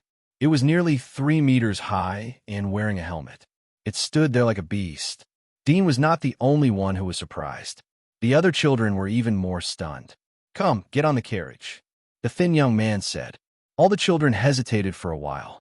The tall child who walked in the front seemed to consciously shoulder the identity of the leader. He boldly asked, "Excuse me, where are we going?" The thin young man stared at him coldly and said, "Get on the carriage." The cold and sharp eyes made the tall child's whole body tremble. His hair stood up and his face turned pale. He did not dare to ask anything more. He carefully avoided the giant horse and climbed up the carriage. When the other children saw this, they kept quiet out of fear and obediently followed behind. The carriage was extremely spacious. It was more than enough to accommodate 8 children. Dean sat in the corner, next to 2 nervous children. He quietly looked at the black-armored youth who jumped into the driver's seat. He suddenly felt that he had to make something to save his life as soon as possible. This world was more dangerous than he had imagined. Although there were laws, it was obvious that some existences could ignore the laws. As for human rights, in a feudal society where serfs and aristocrats existed, human rights did not include equality and freedom. The carriage galloped away from the law school. The buildings on both sides of the road quickly retreated. It didn't take long for Dudian to see a high wall. There was a big word engraved on the wall. Dudian had learned a lot of words from Jura in the past few months. He knew this word. It was the word poor. Dean recognized that it was the wall from the residential district to the commercial district. Was the carriage going to take them to the commercial district? The other children obviously recognized this as well, and when they thought of the white-bearded old man's words, the nervousness in their hearts was immediately replaced by surprise, and their faces were filled with excitement. Even a child yearned to enter the business district where the nobles and the rich lived and see the scenery inside. Dean was not surprised. Being able to take people directly from the law school showed that the power behind these people was great. But he did not know what their purpose was. Was it good or bad? Soon, the carriage flew past the music hall building that Dean had previously come to. Seeing this building, Dean could not help but think of the little girl's sharp, questioning words. Suddenly, he felt a little funny. Although he thought that sooner or later he would step into the commercial district, he did not expect to come back in just a month. Not long after, the black carriage came to a castle. The thin young man in front jumped down, opened the door, and shouted to the crowd, "Get off." All the children obediently got off the carriage. Dean was the last one, but when he was about to get off the carriage, the thin young man suddenly said, "You don't have to get off." Then he returned to the driver's position, shook the whip, and drove the carriage away. Only the 7 children who got off the carriage were left in the same place. Dean's face slightly changed, and his heart was slightly raised. He opened the curtain and saw the figures of the 7 children gradually go away until they disappeared. Suddenly, a middle-aged man in a black suit came out of the castle and came to the front of the children. The carriage passed a corner, and the line of sight was blocked. Dean took back his eyes and sat alone in the empty carriage. His mind was turning fast. Escape? Resist? Obviously, with the other party's power, he could only let himself be slaughtered. Soon, the carriage stopped in front of a manor. It was an extremely vast manor, with white lacquered wooden guardrails outside. The green grass inside was trimmed extremely smoothly. At the moment, there were several gardeners sprinkling water on the lawn. The thin young man opened the door and looked at Dean. There was a trace of a smile on his indifferent face. "Little guy, you are quite calm." Dean saw his smile and was slightly startled. The tension in his heart slowly relaxed. He asked directly, "Is it because of the radiation value?" The thin young man seemed to have changed into a different person. With a smile on his face, he said, "It's quite clever. Yes, they're barely qualified. Even if they pass the training, they can only be scavengers. But you have hoped to join as hunters." Scavengers? Hunters? Dean heard these 2 terms, and his heart moved. Seeing that the man seemed to become easy to talk to, he asked, "What is a scavenger? Come down first." The thin young man stretched out his hand and took Dean out of the carriage. He led him to the manor and said, "Scavengers are responsible for opening up a safe zone outside the giant wall, looking for available resources." Outside the giant wall? Dean was surprised. Unexpectedly, they were working outside the giant wall. The white-bearded old man obviously knew this point. Previously, he had said that there were devils and plagues outside the giant wall. They must not go out. But in the blink of an eye, they were sent out. What luck! Hold the grass, ah! Although he did not believe in devils, but there was no doubt that the outside of the giant wall was extremely dangerous. At least the radiation in the air was much higher than inside the giant wall. Wait, radiation? No wonder the radiation value was used to distinguish scavengers and hunters. Most of the time, the environment outside the giant wall was extremely harsh and the radiation was extremely high. So people with high radiation in their body would easily reach saturation outside the giant wall. So they could only choose people with low radiation value to go to the giant wall. Chapter 10. What about the hunters? Dean couldn't help but ask, are they going to the dangerous area outside the giant wall? Is there any danger outside the giant wall? Speaking of this, he couldn't help but think of a terrifying figure in his mind. His face became pale. Fortunately, his skin was white, so it wasn't too conspicuous. You are smart. The thin young man smiled. Outside the giant wall, Fino. Another young man frowned. We haven't confirmed his identity. Don't say too much. The skinny young man, named Fino, was stunned for a moment.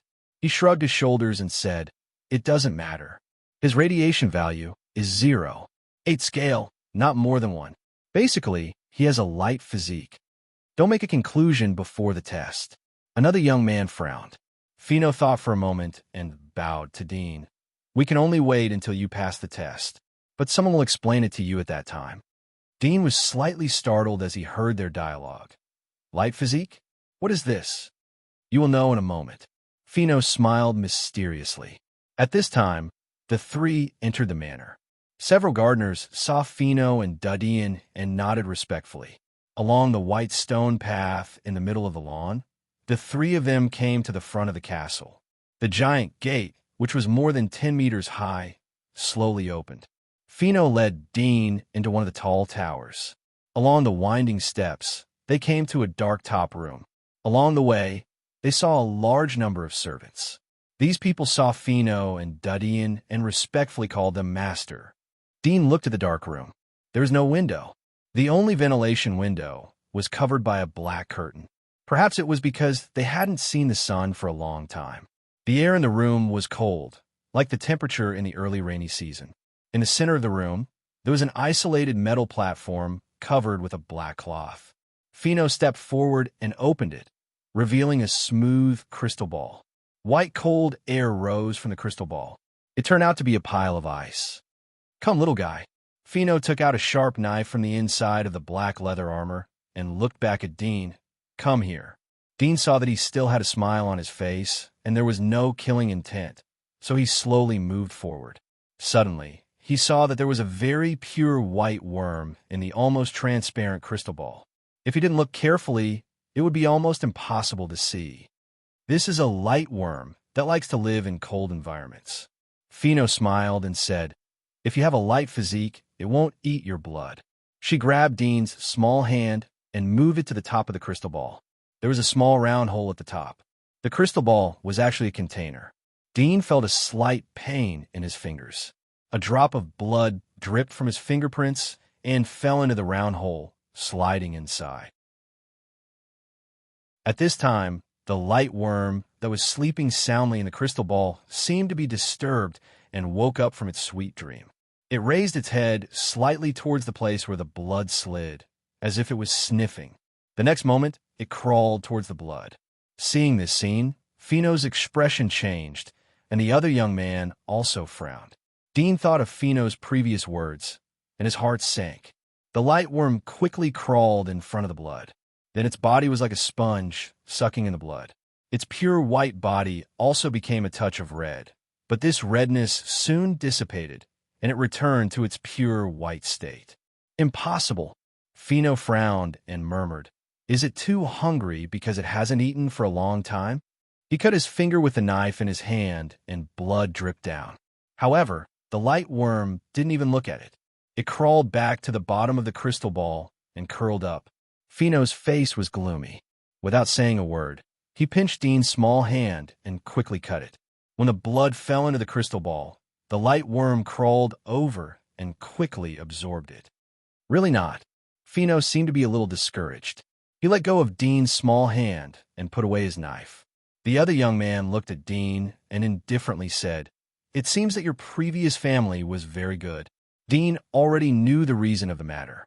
Fino's light physique meant that the body's immune antibodies to radiation were higher than the average person, so the body's radiation content was lower than the average person. People with this kind of physique were looking for hunter partners. But Dean was not like this. Because he came out from the freezer, his contact with the world was too short, so the body's radiation content was not high. Hearing the other young man's words, Dean immediately understood the meaning of his words. It seemed that these people had investigated him and knew that he and Jura were adopted. Most of them knew that he didn't stay in a Mysian orphanage for a long time. The reason why they said so was that they mistakenly thought that he was a child abandoned by a noble or rich family. Only the food and drink of these families were repeatedly filtered, so the radiation content was extremely low. I didn't expect that it was just an abandoned rich kid. I was happy for nothing. Fino was disappointed inside. Dean was not disappointed. Once he became a hunter, he would have to go to dangerous areas. Although he didn't know what the danger was, but it was better not be the danger he imagined. The other young man looked at Dean and said in a cold voice, "Little guy, you can't say anything about this, including the word hunter. Is this authority suppression?" Dean nodded and said, "I will keep my mouth shut." The young man saw that Dean was so obedient, and the coldness in his eyes faded a little. He coldly snorted and said to Fino, "Fortunately, your big mouth didn't say too much, or we would have to deal with this little guy." Hearing this, Dean's heart was cold. His life was almost inadvertently ruined. At the same time, he felt a bit angry at the young man's cold words. In the eyes of the young man, there was no respect for life. But soon he was disappointed. In this world, perhaps life was really cheap like grass. Thinking of this, he increasingly felt that he had to make one or two life-saving things. Otherwise, he would die in an unknown way and go to hell. How would he have the face to face his parents, who had given him life twice? I can't make firearms now, but gunpowder seems to be possible. Some thoughts secretly flashed in his mind. Fino and the other young man didn't know what kind of terrible weapons were in the mind of the child at their legs. Fino's face was still full of regret. He said to Dean, "Let's go, little guy." There was no half of the previous enthusiasm and friendliness in his attitude. "Where to? Do you still need to ask? Go to the place where you should go. Remember, don't talk about us to anyone, including your parents. If you're found to have leaked the secret, then you can only blame your own bad luck."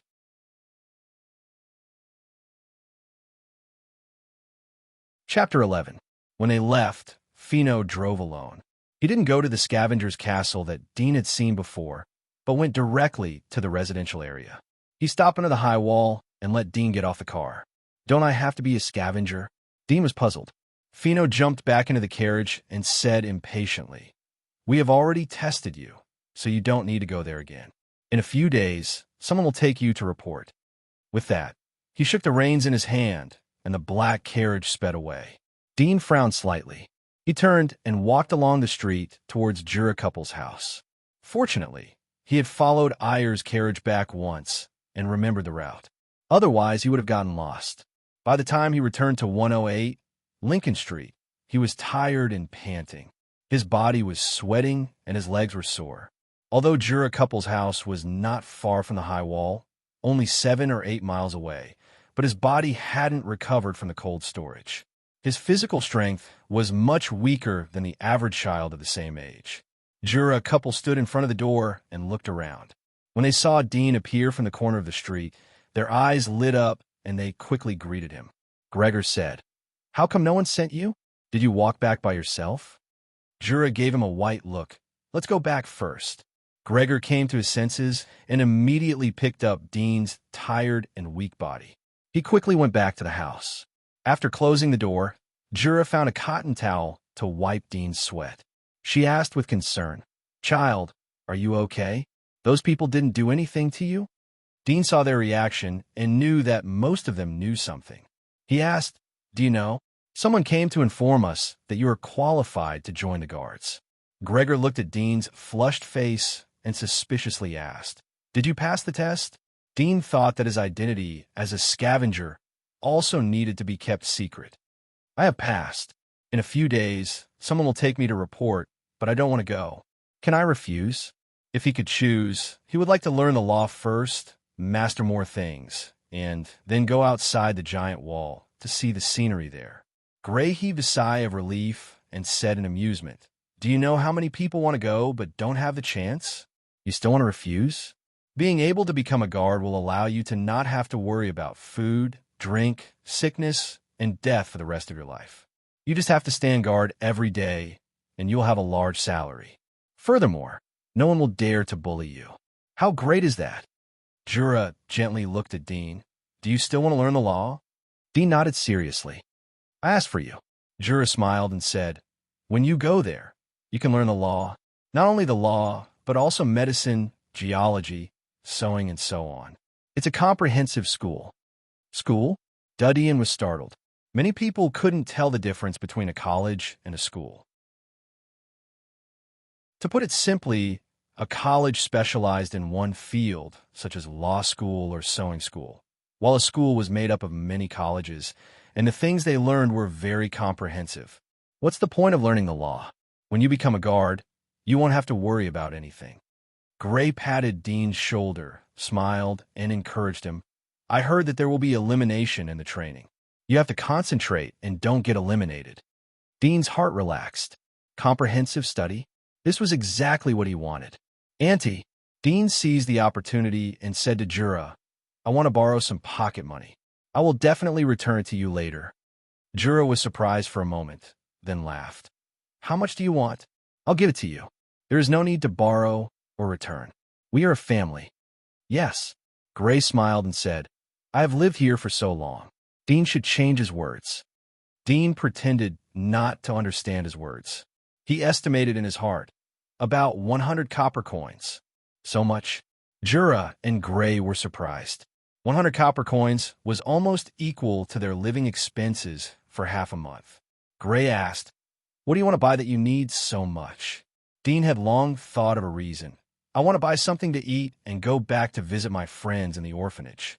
Then he silently said in his heart, "I will borrow you first and then go back to visit you later." Jura smiled and said, "That's right. Here you go." Then he took out a stack of green copper coins from his wallet, counted them, and handed them to Dean. Since the emergence of printing technology 10 years ago, the Star Sea Bank, under the management of the Giant Wall of Sylvia, had issued a large number of banknotes.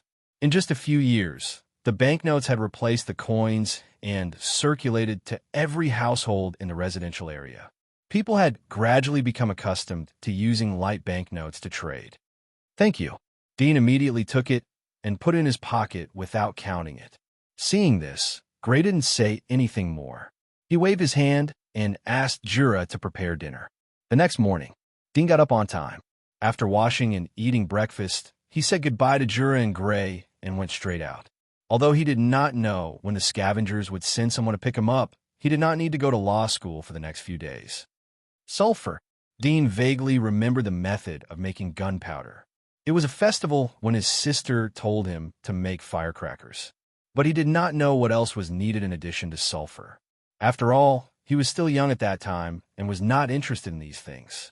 Dean did not go directly to buy sulfur, but called a carriage and went to the slums to get something that belonged to him. Soon after entering the slums, Dean went directly to the direction of the Mysian orphanage. Then when he was 4 streets away, he turned into a remote and broken street. Along the way, the smell of feces and rotten insects made him slightly frown. It didn't take long for him to come to a huge garbage dump. The garbage dump in the slums was really a garbage dump. Here, you absolutely could not find anything of value. It was a fool's dream to want to find treasures in it. Therefore, even the poor would not come here because all the items that were discarded here had long been turned over. Dean stood far away and could smell a strong rancid smell mixed with feces and urine. Many poor or homeless people were happy to solve the problem of excretion here. There were 7 or 8 black garbage dumps, and they were as huge as hills. Dean came to one of the garbage dumps, looked around, and after confirming that there was no one nearby, he squatted down and lifted a black cloth full of garbage and unknown mucus. This black cloth revealed a small hole, just enough to accommodate his thin and small body. Chapter 12. Dean took off his coat and put on a slightly dry ground. Once again, he climbed into the garbage hole. Fortunately, there was no steel or glass in the garbage. After all, steel could be recycled, and no poor people would abandon it. As for glass, the poor people couldn't afford it. The pungent stench continued to erode Dean's brain, making his stomach tumble. From time to time, his palms would touch a wet and soft object. In the darkness, he couldn't imagine whether it was a pile of feces or a rotten and swollen rat corpse. Here, even a sloppy poor person would feel that death was better than living. Dean clenched his teeth tightly. After climbing for 7 or 8 meters, he finally touched a hard object. It was his freezer. He touched along the edge of the shell and quickly found a button and pressed it. Fingerprints are being verified for you. The cold mechanical voice sounded from the darkness. Soon, with a click, the freezer opened. The force of opening the door pushed the garbage above slightly, but more garbage fell into the freezer, almost filling up the place where he used to sleep. Dean glanced at the door. There was a 2-finger-wide red number, 300. This was the year. It was this number that let him know that he woke up after 300 years. The reason why it was a full 300 years was that the 3 energy tubes of the freezer could only supply 300 years of freezing. This was the limit. Dean reached inside and quickly touched a raise button. With a click, the cabin popped out a built-in alloy plate, which was supported by several mechanical brackets and a palm-sized screen. Scanning iris, the previous mechanical voice sounded from the cabin, and the palm-sized screen emitted a ray of light. Dean immediately went up and aimed at his eyes. Verification passed. The mechanical voice sounded again, and a 3-dimensional virtual image was ejected from the screen. There were 2 options, start and exit. Dean slightly gritted his teeth and chose start. When the disaster broke out, he was not the only one who was frozen. There was also this super chip. It could be said that this was the essence of the civilization of the entire old era. It stored all the technology of the old era, as well as the social history of various countries. Although these were all information things with patterns, it did not take up much memory. But the thousands of years of social development and scientific and technological development of various countries added up to at least tens of thousands of gigabytes of storage. Dean thought of his father's last words. Remember, you must rebuild human civilization. Obviously, to be able to consider using the freezer to avoid the disaster, his father had also considered the problem of human survival after the disaster. The global nuclear explosion caused a devastating blow and the fault of civilization, and the things in this super chip covered all the crystallization of the wisdom of the old era. The basic principles of making gunpowder and firearms were naturally included. This world doesn't have electricity yet. Fortunately, the remaining energy in the freezer can maintain the basic operation of the freezer, even though it can't be used for cryonics. I can use it for at least a few months to learn this. Dean estimated that the power consumption of this small screen was lower than that of a laptop. It might not even consume a kilowatt hour in 24 hours. However, Dean didn't have so much time to stay here. He didn't have time to come here often. Otherwise, it would arouse the suspicion of Jura and her husband. I can only hurry up. For the time being, I will learn how to make gunpowder and generators. By the way, I will look at the tools of the steam era. Dean lay on the edge of the freezer and began to learn seriously. The surroundings were full of stench, decay, and the unpleasant smell of mixed feces and urine. He endured it. Gradually, he seemed to adapt to it. Instead, his mind was attracted by the content of the super chip, and he devoted himself to it. Sulfur decomposition, what improved steam engine. In this narrow and dark garbage hole, Dean concentrated on learning. Time passed unconsciously. Dean wasn't completely absorbed. His concept of time was very strict.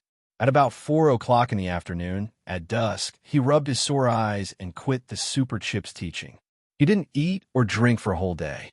He felt that there was a fire burning in his stomach. I don't know when I can come next time. The outside of the freezer is covered with moss and volcanic ash.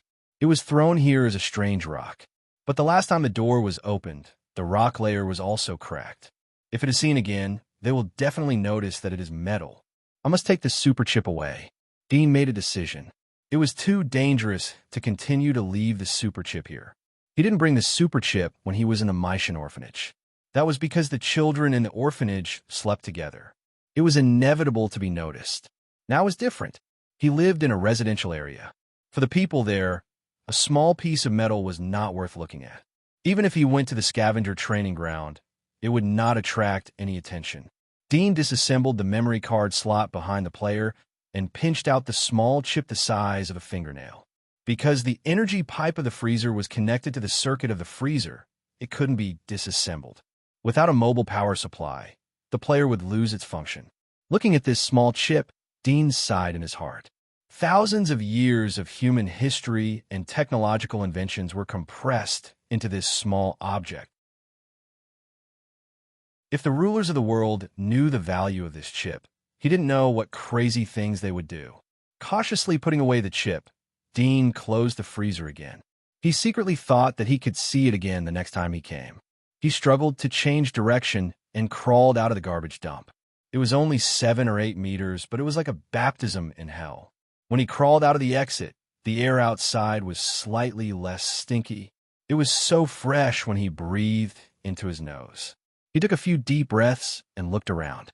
Seeing that no one was paying attention to him, and his coat was still on the ground, he did not stay any longer. After picking up the coat, he quickly left the garbage dump. Not far from the garbage dump, there was a low-lying place where the radiation rain had accumulated a few days ago. The water was quite clear. Dean was too lazy to care about the radiation. He dropped his coat and washed his arms and chest with the water. Anyway, he had the super chip. As long as he could make a stable power supply early, he could find a way to reduce the radiation in his body. Previously, he searched for the method to purify the radiation in the chip, but time was limited, so he didn't look at it. After all, it was useless to look at it now. Soon, his body was a little cleaner. The sticky things on his body were wiped off, especially his left hand, which was stained with feces, making him nauseous.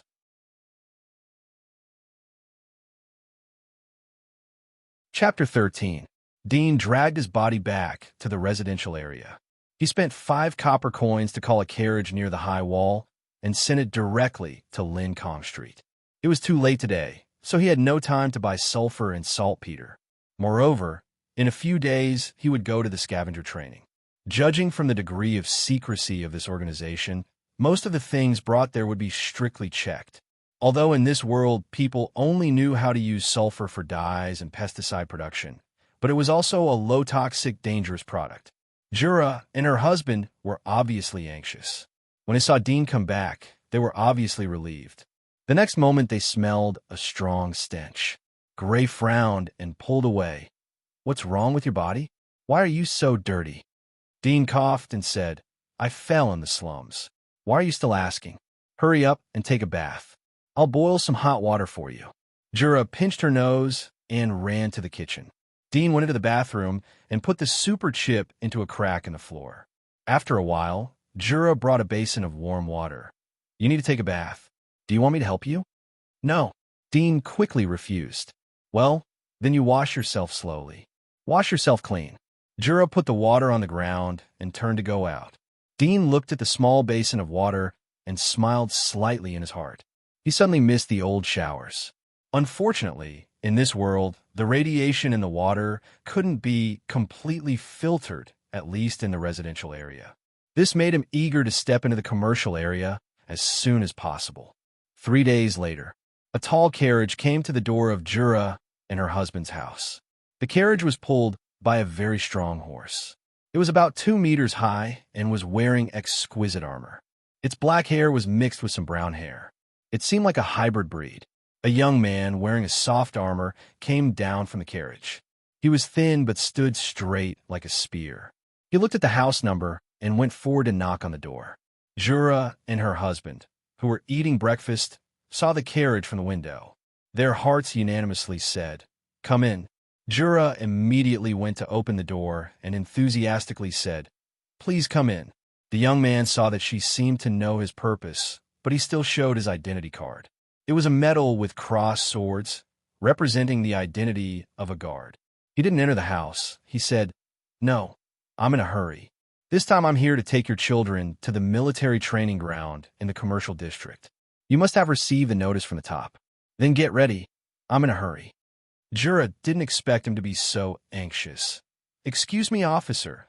How long will this child go to military training?" The youth said calmly, "The training period is 3 years.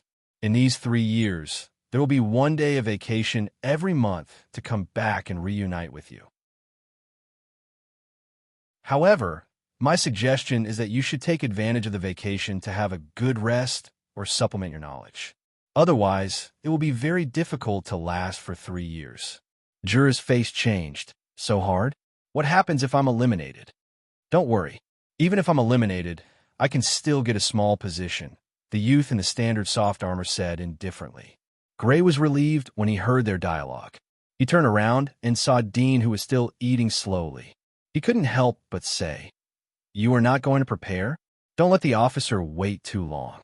Dean sighed. He hated being interrupted when he was eating. In the past, he would have lost his temper.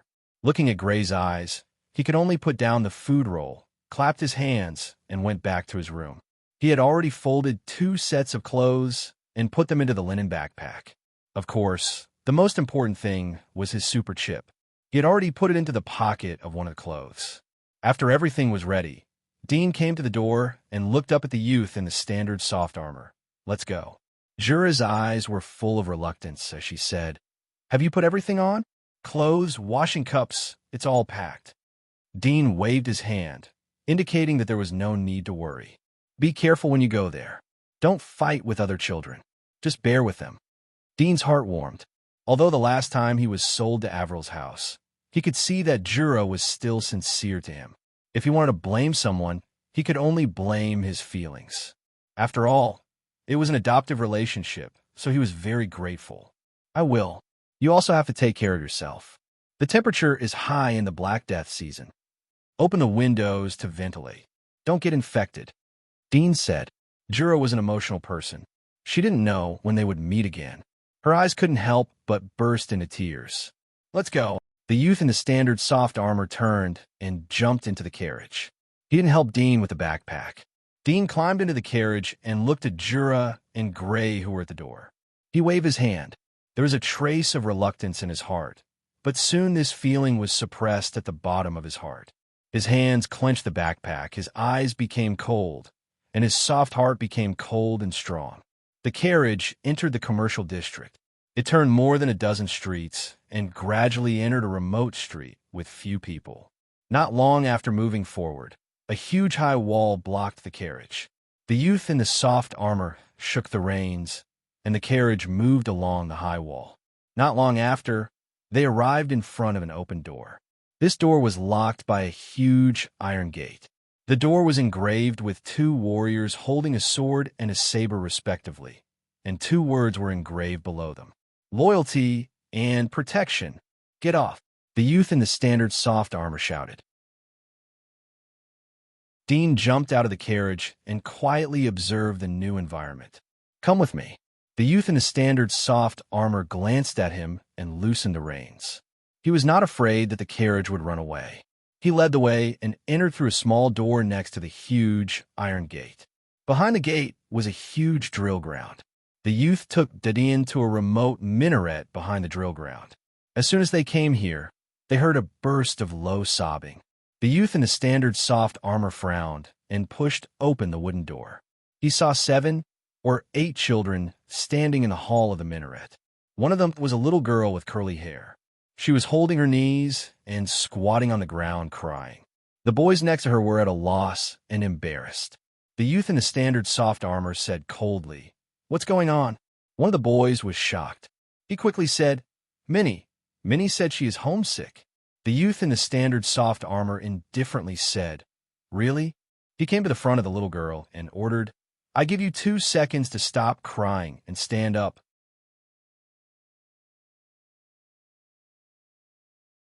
Chapter 14. Although I am not your instructor, but I hate to see people crying in front of me, the youth said coldly. After I send you to the dormitory, you can cry as much as you want. Otherwise, you won't have the strength to cry later. The children turned pale and didn't dare to speak. The little girl, called Minnie, clenched the corner of her clothes, bowed her head, and held back her tears. The youth glanced at the children and was too lazy to reprimand them. He went to the counter, opened a drawer, and grabbed a bunch of keys from inside. He turned around and said, "Follow me." Then he left the hall. Dudian immediately followed. The children also picked up their backpacks from the ground and followed. Along the forest trail, they came to a low, dilapidated wooden shed. The youth came forward and opened a few doors. "This is the place. Go and choose an empty bed. The special training will start tomorrow morning."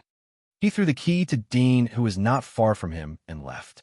Dean grabbed the 3 keys in his hand and looked at the row of dilapidated wooden sheds. He frowned slightly. It seemed that these sheds were specially built for them to live in.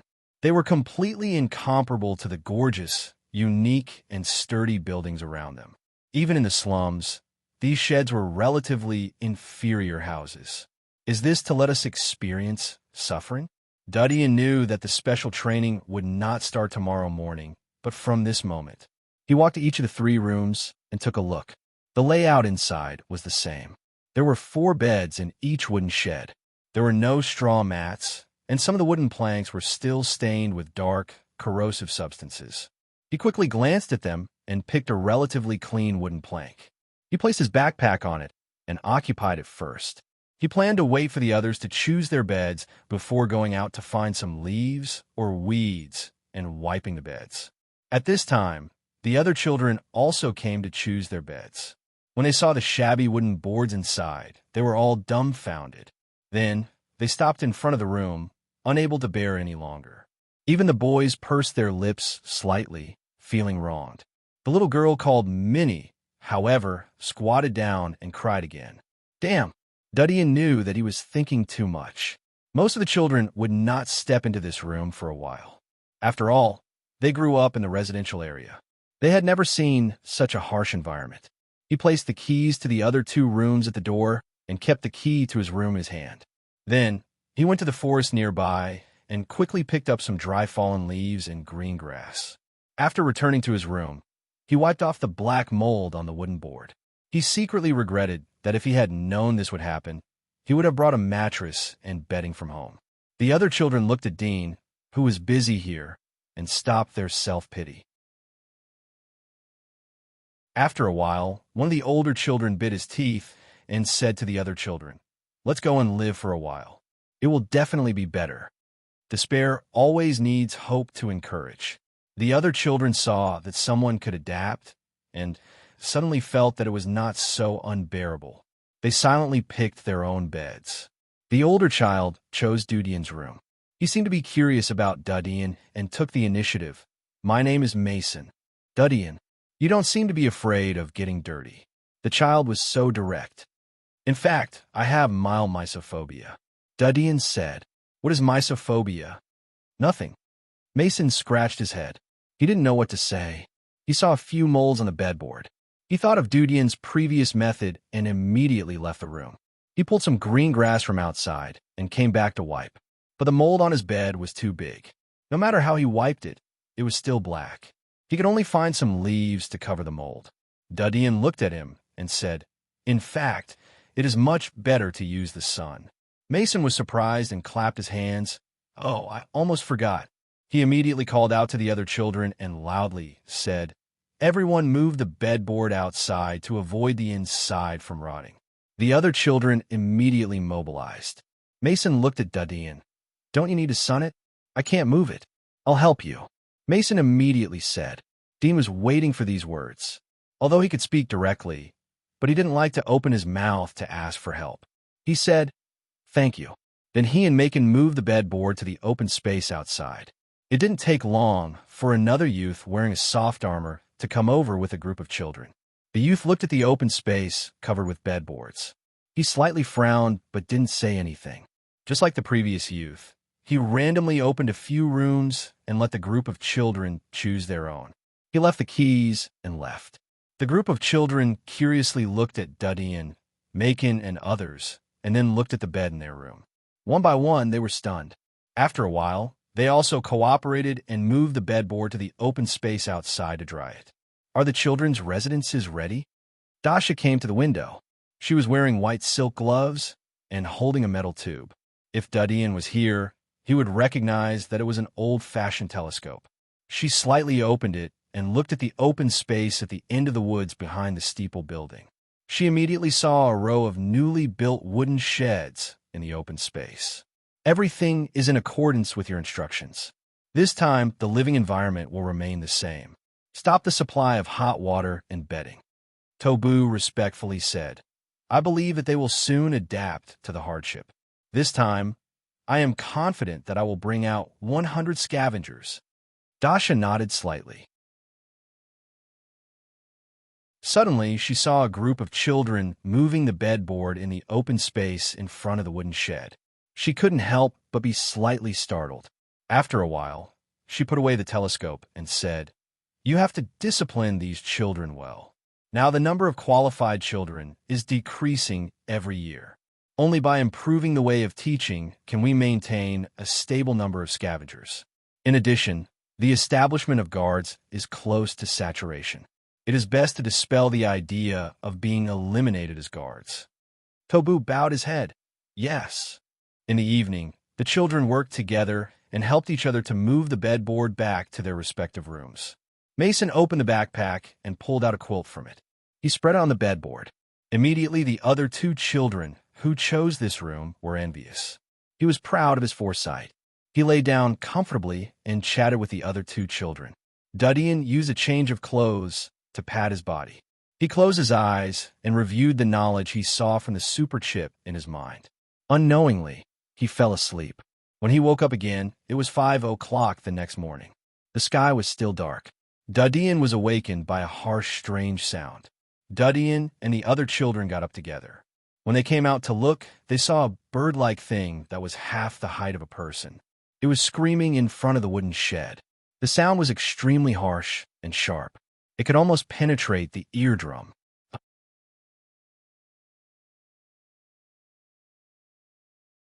Chapter 15. The children in each room had just arrived in a new environment, and the place was so dirty and messy that they could barely fall asleep at midnight. At this moment, when they heard the ear-piercing screams, all of them felt as if their heads were being pricked by needles. They walked out of their rooms one after another and looked at the dark sky outside. The temperature in the early hours of the morning was exceptionally cold, and those who were not wearing much could not help but shiver. At this time, the strange bird cried 3 times and stopped. Seeing that it had quieted down, some of the children prepared to go back to sleep. Suddenly, a 2-meter-tall, brown-haired man stepped into the open space in front of the wooden shed and growled, I'll give you 3 minutes. Gather immediately and stand in front of me. Many of the children were startled, realizing that the special training had begun. Dean's biological clock was destroyed, so he couldn't help but have a headache. He restrained his emotions, turned back to the room, and was ready to add a coat, but after thinking about it, he gave up. He simply washed his face with cold water from the well at the door, and then came to the open space outside the wooden shed. It was only 2.5 minutes since the time given by the strong man. The other children directly gave up on washing up.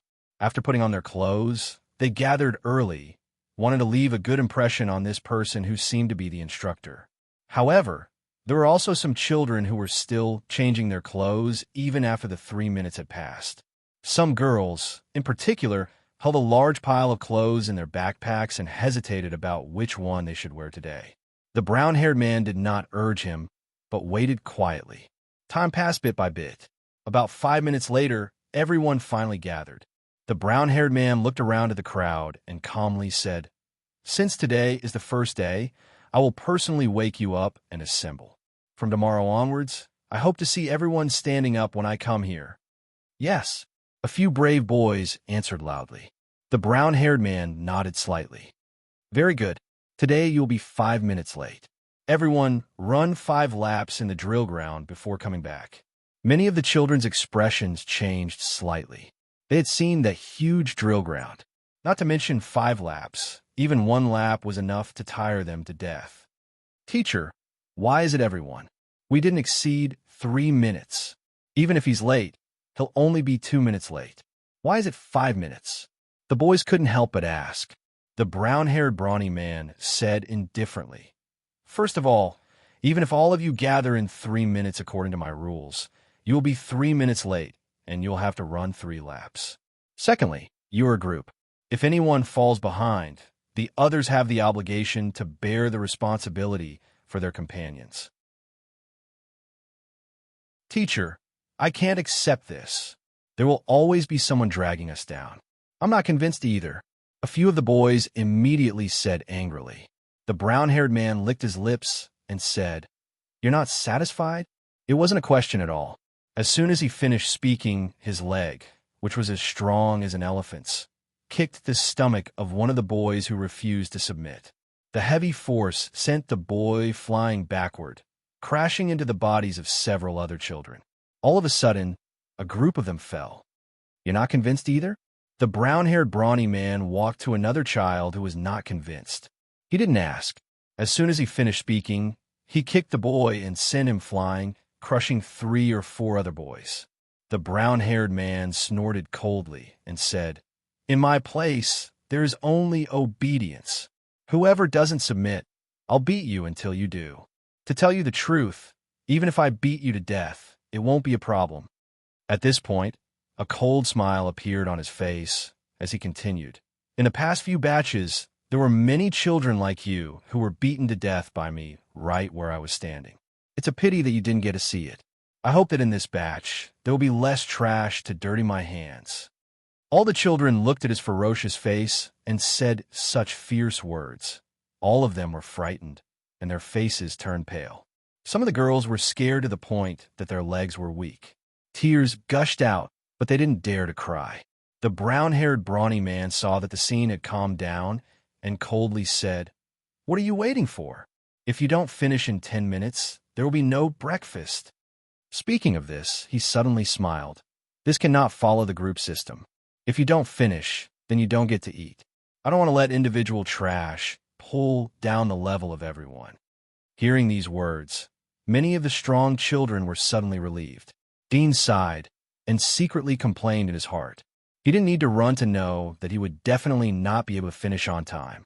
Soon, under the leadership of the brown-haired brawny man, everyone came to the school ground and began to run. However, the school ground was too big. Even the best of the group of children couldn't finish in 10 minutes.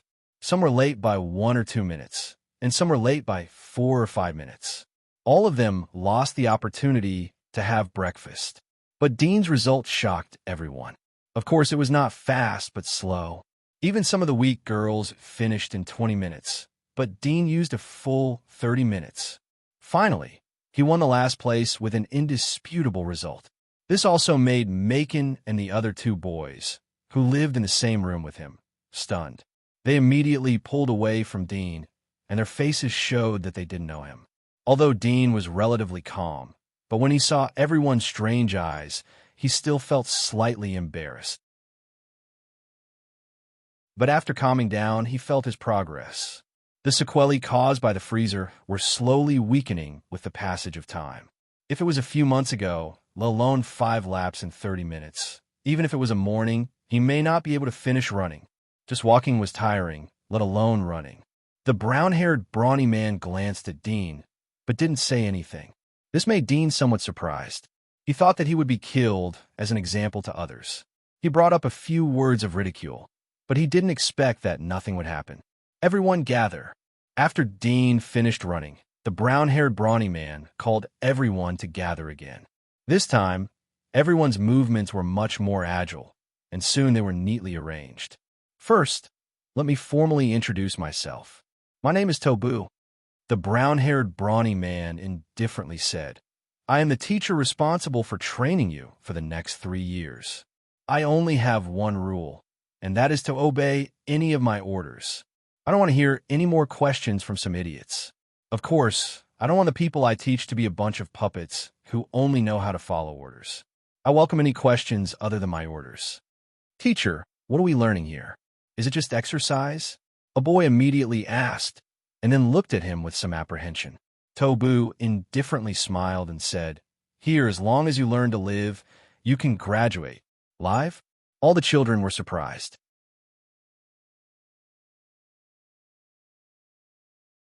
Chapter 16. Here, I will teach you how to survive in an environment with nothing. Tobu coldly said, Today is your first day here. I will give you 3 rewards. As long as you answer my questions correctly, you can get the rewards. All the children's eyes lit up. The first question, Tobu calmly said, How can we survive? All the children were stunned. How to survive? They had never thought about this problem. They were sheltered by their parents since childhood. When they reached the age of enrollment, they would choose their favorite college. After graduation, they would join the workforce. This was their life path. Make money. A girl immediately raised her hand and rushed to answer. When the other children heard this, they immediately sighed in frustration. That's right. If you want to survive, of course, you have to learn how to make money. Such a simple answer. Unexpectedly, let others get it first. Tobu's face remained indifferent as he spat out 2 words. Wrong. All the children were stunned. Wrong? Work, another boy tentatively said. Tobu glanced at him and indifferently said, Wrong. By the way, everyone has only one chance to answer. All the children looked at each other, neither to make money nor to work. Teacher, what do you mean by survive? Under what circumstances do you mean survive?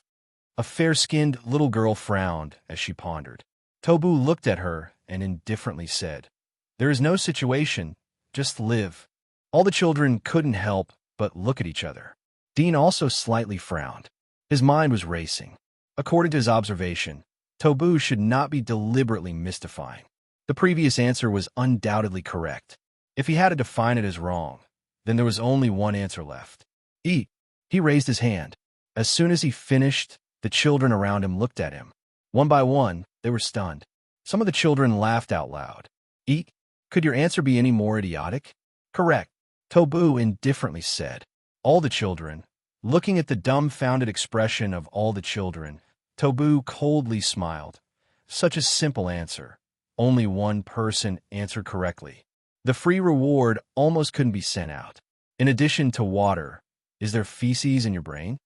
All the children's faces were ugly, but they were somewhat unconvinced. But after witnessing Tobu's previous atrocities, no one dared to question him. Dean was relieved. Originally, his idea was the same as the other children. He thought that it could not be such a simple and idiotic answer. He did not expect to win the bet. The second question, Tobu coldly said, How can I eat food? All the children were stunned. What kind of weird question was this? Make money, a voice quickly replied. It was the little girl who had answered before. This time, she still chose the same answer. The other children immediately wanted to stomp their feet. Damn it, they had missed it before, but this one was snatched away again.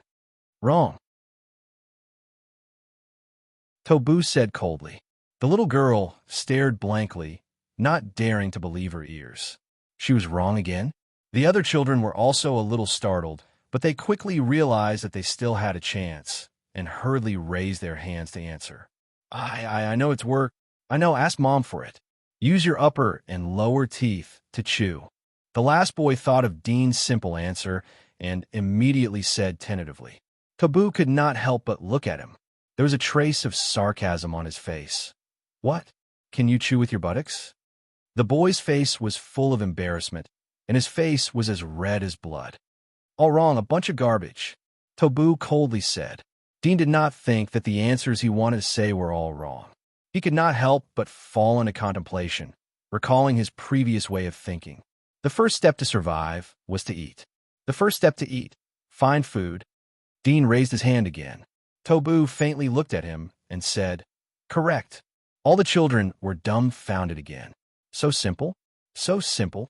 The last question. Tobu indifferently said, How to find food? All the children could not help but look at Dean. Dean saw the strange eyes of the children. His heart was helpless. This time he really did not know the answer. Seeing that Dean did not answer, the other children bowed their heads to think. After a moment, there were children who raised their hands to answer. The answer was similar to the previous one, especially the little girl who said, "Make money." The third answer was still to make money. It seemed that she was holding the idea of going down the dark road. But the answer was still wrong. Soon, after a round, almost none of the children answered correctly. Tobu looked around and said, "Why, no one knows." Standing near Dean, the children could not help but look at him. They knew that he had not answered yet. Dean felt their eyes and even felt that Tobu was looking at him. It seemed that Tobu was waiting for him to answer. But this time he really did not know. All the answers that he could think of were answered by others. It seems that there is no answer. Tobu saw that Dean did not answer, so he no longer waited. He plainly said, "The first step to find food is to learn to identify food. Today's first lesson is to teach you how to recognize food." Dean finally knew the purpose of the 3 questions. Through yesterday's conversation with Mason, he confirmed his guess. The other children here did not know that they were not special guards training, but scavengers special training. Duddian knew from Fino that scavengers were in the wilderness outside the giant wall to find resources. In that case, they would not carry too many resources, so they must learn how to survive in the wilderness outside the giant wall. Recognizing food was their first lesson. "Teacher, what is my reward?"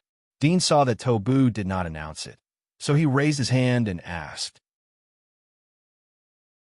Tobu looked at him and said, "Each question is rewarded with a breakfast. Congratulations, you got 2 breakfasts as a reward. But today's breakfast time is past. You have to wait until tomorrow to use it." "Just 1 breakfast?" Dean was a bit stunned. He did not know that in just half a month of special training, he had deeply realized how precious these 2 breakfasts were. The other children heard that the reward was just breakfast, so they immediately felt psychological balance. "Now, the break is over. Run 10 laps of the drill ground." Tobu suddenly shouted. All the children could not help but be stunned.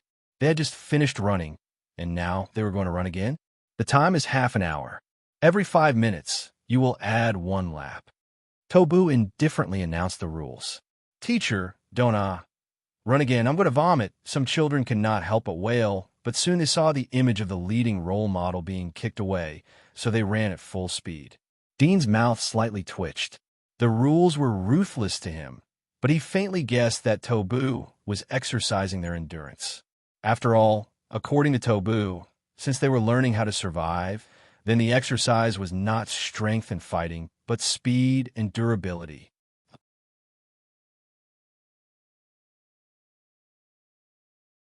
Chapter 17. Time flies. 3 months passed in the blink of an eye. In the past 3 months, in addition to the daily long-distance running endurance training, there was the survival education course. This was a general term.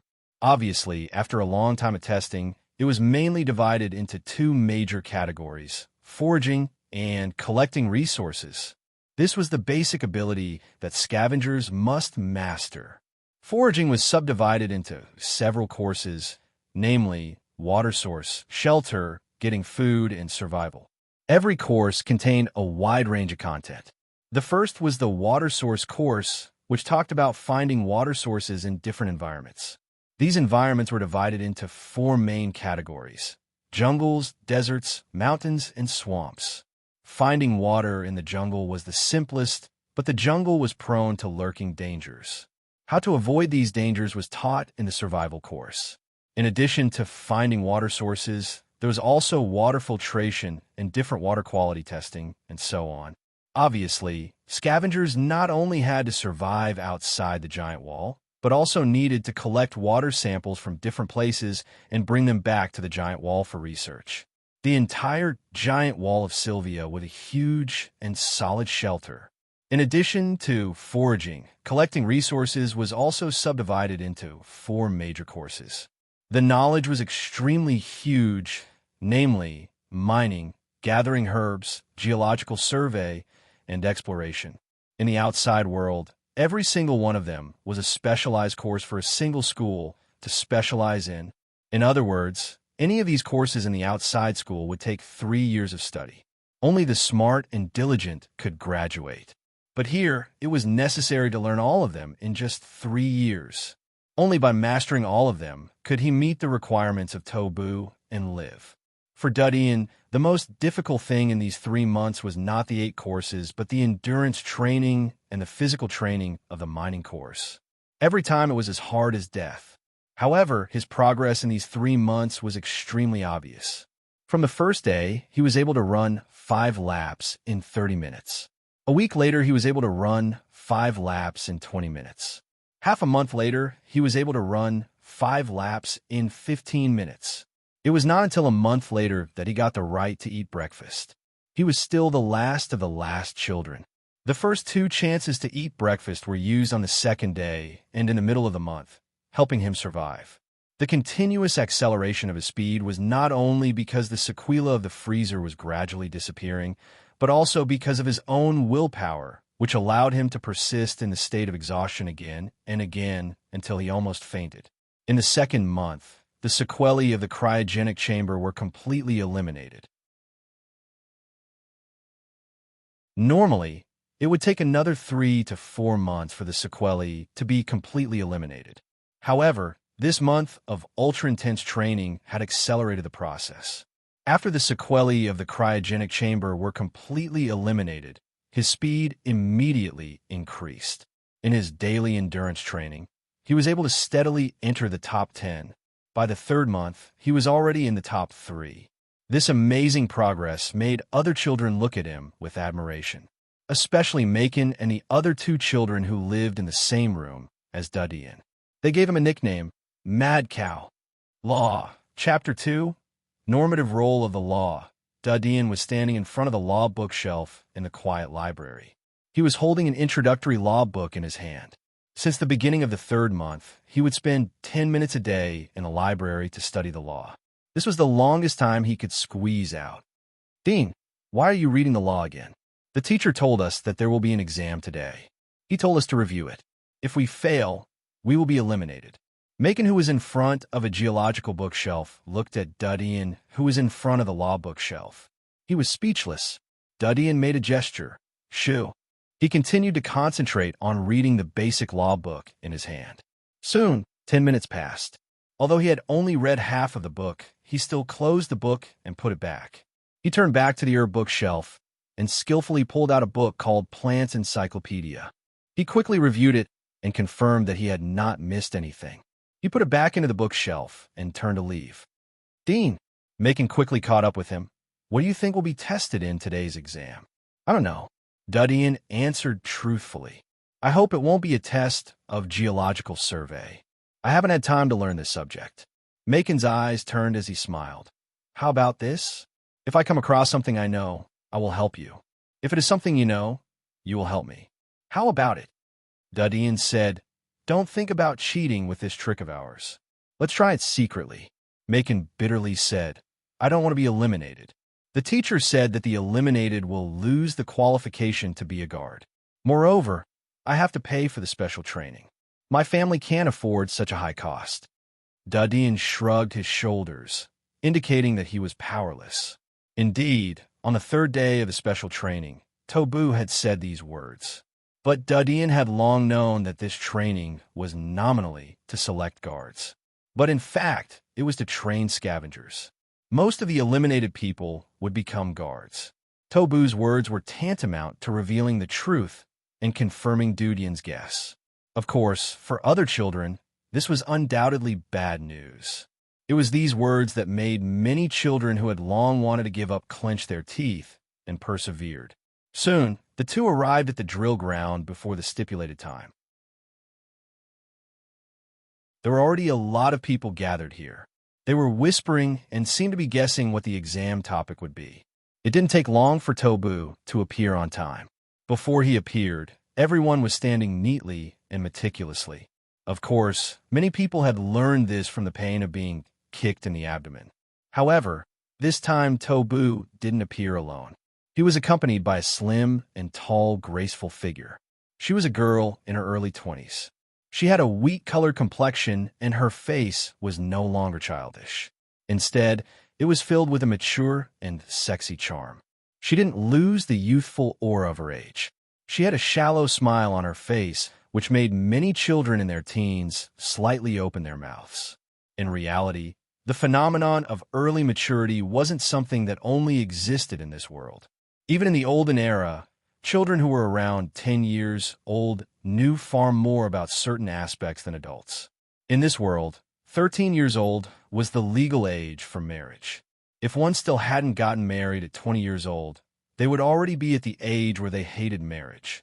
After all, under the corrosion of radiation, it was not easy for most people to live to 60 years old. Feeling the impatience in the eyes of some older children, Tobu sneered and said in his usual low tone, "In these 3 months of training, you garbage have barely qualified to be the basic guards. From today on, every 6 months, there will be a big exam. If you fail, you will be eliminated." All the children's faces showed a hint of tension.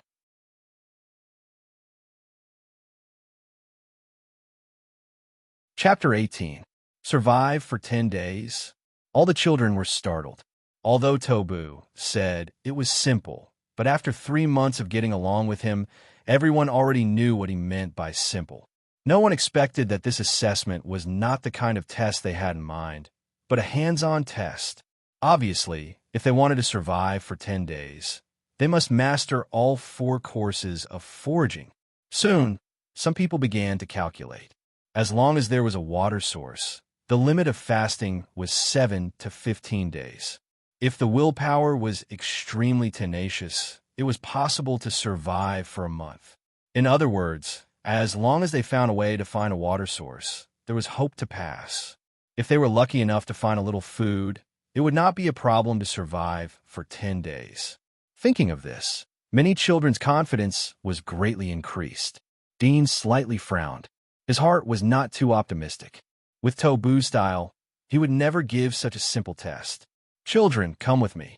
At this time, standing next to Tobu, the woman named Chris said with a smile, "Sister will take you to a fun place. I guarantee that you will like it."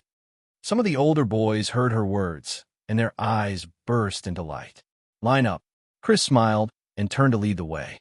All the children lined up side by side in a long line. Under the leadership of Chris, they soon came to the school field. There were dozens of black carriages parked here. Each carriage was the same as the one that brought Dean here. The carriages could accommodate 7 or 8 adults. If it was children, it was more than enough to sit 10. "Get in the carriage." Chris grinned. The coachmen of these carriages were young men wearing standard soft armor. One of them was the one who brought Dean here. "Dean, come here." Macon called Dean in front of carriage. Dean glanced at it and walked over. In addition to Macon, there were 2 other children who lived in the same room with him. Apparently, Macon had called them together, ready to take care of each other in the next test. After all, the people in the same room were the most trustworthy.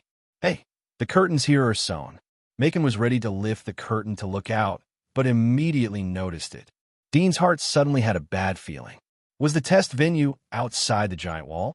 Dean closed his eyes, silently listening and calculating. It had been 20 minutes since they left the school grounds. At first, he could hear some passers-by talking outside the carriage. Later, the noise outside gradually quieted down. It was obvious that the carriage had entered a remote place. It was silent all the way. The silence lasted for half an hour before the carriage gradually slowed down. After completely stopping, Dean slowly opened his eyes. There was a glimmer of light in his eyes. 28 turns and 3 short stops in the middle. It should be a check. The route should be to the west. In his mind, he repeatedly recalled the route that he had sensed earlier. The carriage was moving very fast, so it was very obvious when it made a turn. He could also sense whether it was a left or a right turn. If Chris knew what was going on in Dudian's mind, she would be stunned. Although it was not difficult to do this, as other children could do it as long as they paid attention. However, from a moment they entered the carriage, The psychological oppression caused by the dark, enclosed environment and the pressure brought by the first test made all the children's hearts full of worries. How could they have the mind to calm down and pay attention to these things? This was absolutely cruel and terrible calmness. The most important thing was that this calmness appeared in a child's body. The carriage was pulled open. Duddian knew that this time it was not an inspection, but the final destination. All the children quickly came down from the carriages and eagerly looked at the place where they were going to live for 10 days. The next moment, all the children were stunned. In front of them was unexpectedly a desert. Yes, there was only sand in the desert. Survive in the desert for 10 days. All the children wanted to spurt blood. Duddian jumped from the carriage and saw the endless hot desert. He could not help but sigh. Sure enough, Tobu said that it was simple, but it could never be so simple. Children. Chris clapped her hands to attract the attention of all the children. There was a charming smile on her face. Next, you will survive here. If you can't hold on, just draw an X sign on the ground and you'll be rescued. Of course, at the same time, it means elimination. It also means that your family has to bear the cost of special training during this period. I believe that you're probably aware of the cost. If you don't want your family to go bankrupt, then you have to work hard. At this point, she blinked and said, I wish you all good luck. By the way, the first test is the easiest. Then he turned around and jumped on a nearly 3 meters high black horse. This black horse had pure hair. It was the same breed of horse that Duddian had seen before to pull the hunter's carriage. Obviously, this also represented the identity of Chris. It was likely that she was a hunter. Dean narrowed his eyes and quietly watched as Chris whipped her horse and rode away. The rest of the carriages also turned around and galloped away, raising sand and dust as they gradually disappeared from the sight of all the children. For a time, there were only more than 300 children left in the vast desert. How can we survive? This is murder. I knew it would not be so simple. After Chris and others left with the carriages, the children immediately shouted angrily. Everyone! Everyone! A tall and strong child in the crowd shouted, We have to unite and find water. As long as we find water, we can survive. Unity is strength. Obviously, this child adapted very quickly. When the other children heard his words, they no longer complained. Some responded to his words, while others began to think about how to survive in the next 10 days. In the previous 3 months of special training, everyone had learned not to reason with Tobu, because you use your mouth while the other side uses his fists. Dean, let's go with them. Macon said to Duddian. Since the first day, he gradually got used to asking for Duddian's opinion. In their room, although he had the most appeal, but the most prestige was undoubtedly Duddian. No, the 4 of us will be fine. Duddian shook his head. Macon was stunned. Why? The other 2 children were also puzzled. Unity is strength. This was an absolute truth. Moreover, the content of the curriculum was, in a harsh environment, unity is the only way to survive. However, Duddian's prestige had been established in the past 3 months, so they did not immediately question him. It is easy to find water if there are many people, but this is a desert, not a jungle or a swamp. Water is scarce here. Even if we find it, we can only meet the needs of some people. Eventually, it will inevitably disintegrate because of the uneven distribution of resources. Duddian said directly. Macon and the other 2 children were startled, but immediately woke up. Let's go. We have wasted a lot of time. Duddian looked around, found a direction, and took the lead.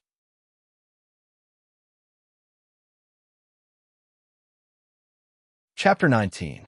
Macon and the other 2 children looked at each other and immediately followed Duddian. At this time, the other children also divided into small groups. Most of them were like Dean, with a few people in their own room forming a small team. There were also some medium-sized teams composed of 2 or 3 small teams. The rest of the children who were hesitant joined the side of the first person who proposed unity, forming a large team of nearly 100 people. In the desert, more than 300 people gradually dispersed like a group of ants. Why are we going this way? The sun is so big. Macon raised his hand to cover his eyes. He couldn't open his eyes. He had been here for less than half an hour, but he was sweating profusely and his body was hot. The people in the same direction as us seem to be the least, another brown-haired thin child said, while observing the surroundings. His name was Sham, one of the 4 people in the dormitory. He had a dull personality, but was very diligent. He was the only one in the dormitory besides Dudian who could fold the bedding. Even if we avoid competition, we don't have to go under the sun. Macon smiled. Dudian whispered, "There's a big contrast between the temperature during the day and at night in the desert.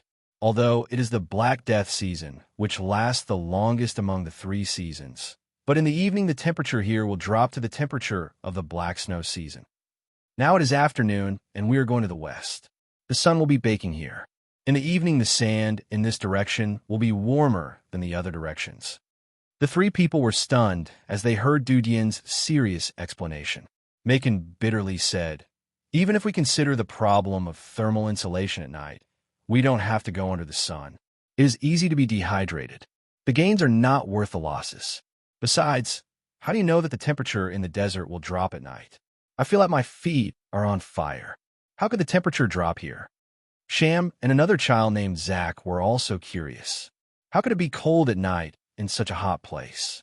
"We will know in the evening." Dudian didn't explain the heat absorption and heat dissipation effect of the sand. This involved knowledge that was not taught in the course. It would inevitably arouse suspicion.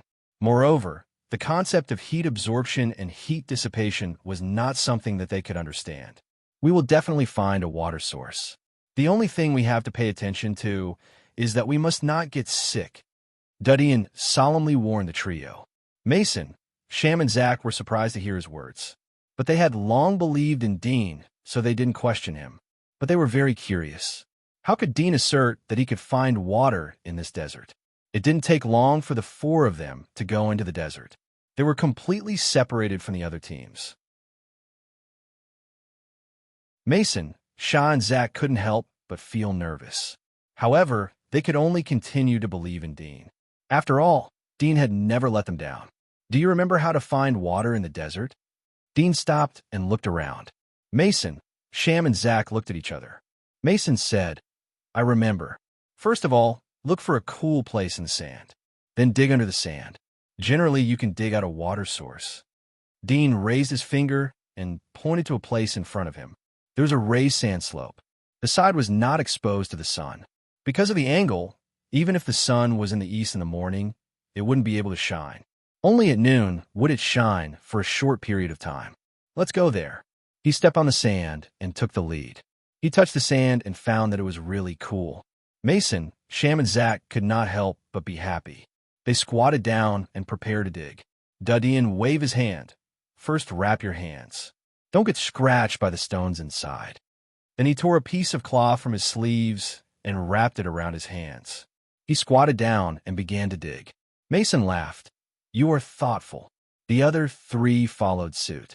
They tore the cloth and wrapped it around their hands and squatted down to dig. It has to be said that 3 months of endurance training had greatly improved the physical strength of the 4 children.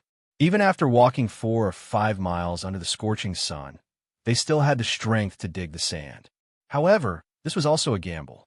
If they didn't dig out a water source, it would become dangerous for them. Their remaining physical strength was likely to be unable to support them to find the next place where there might be a water source.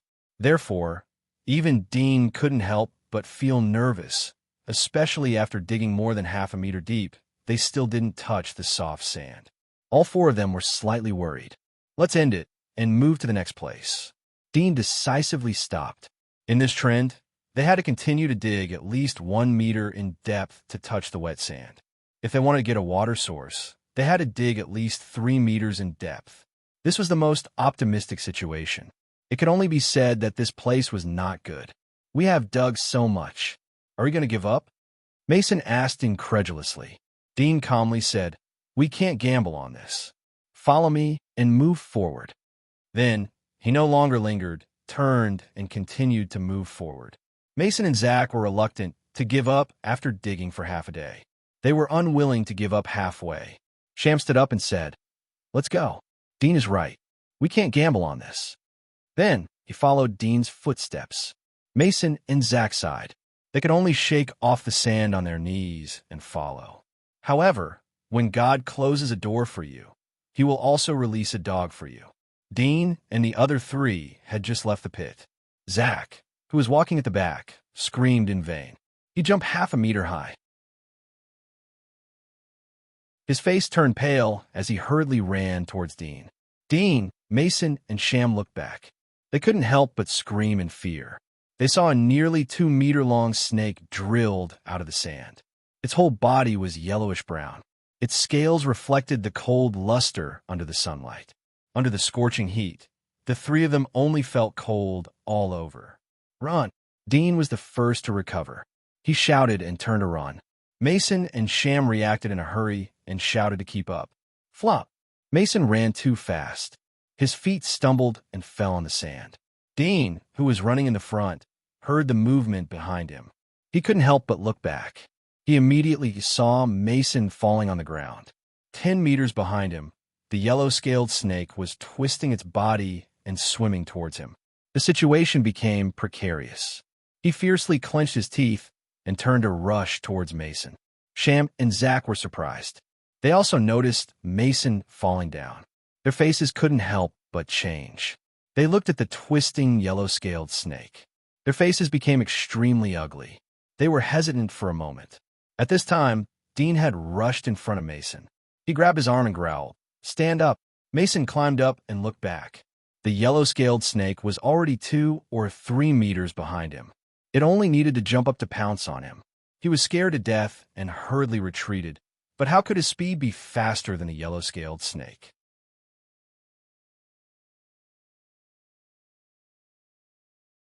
Chapter 20.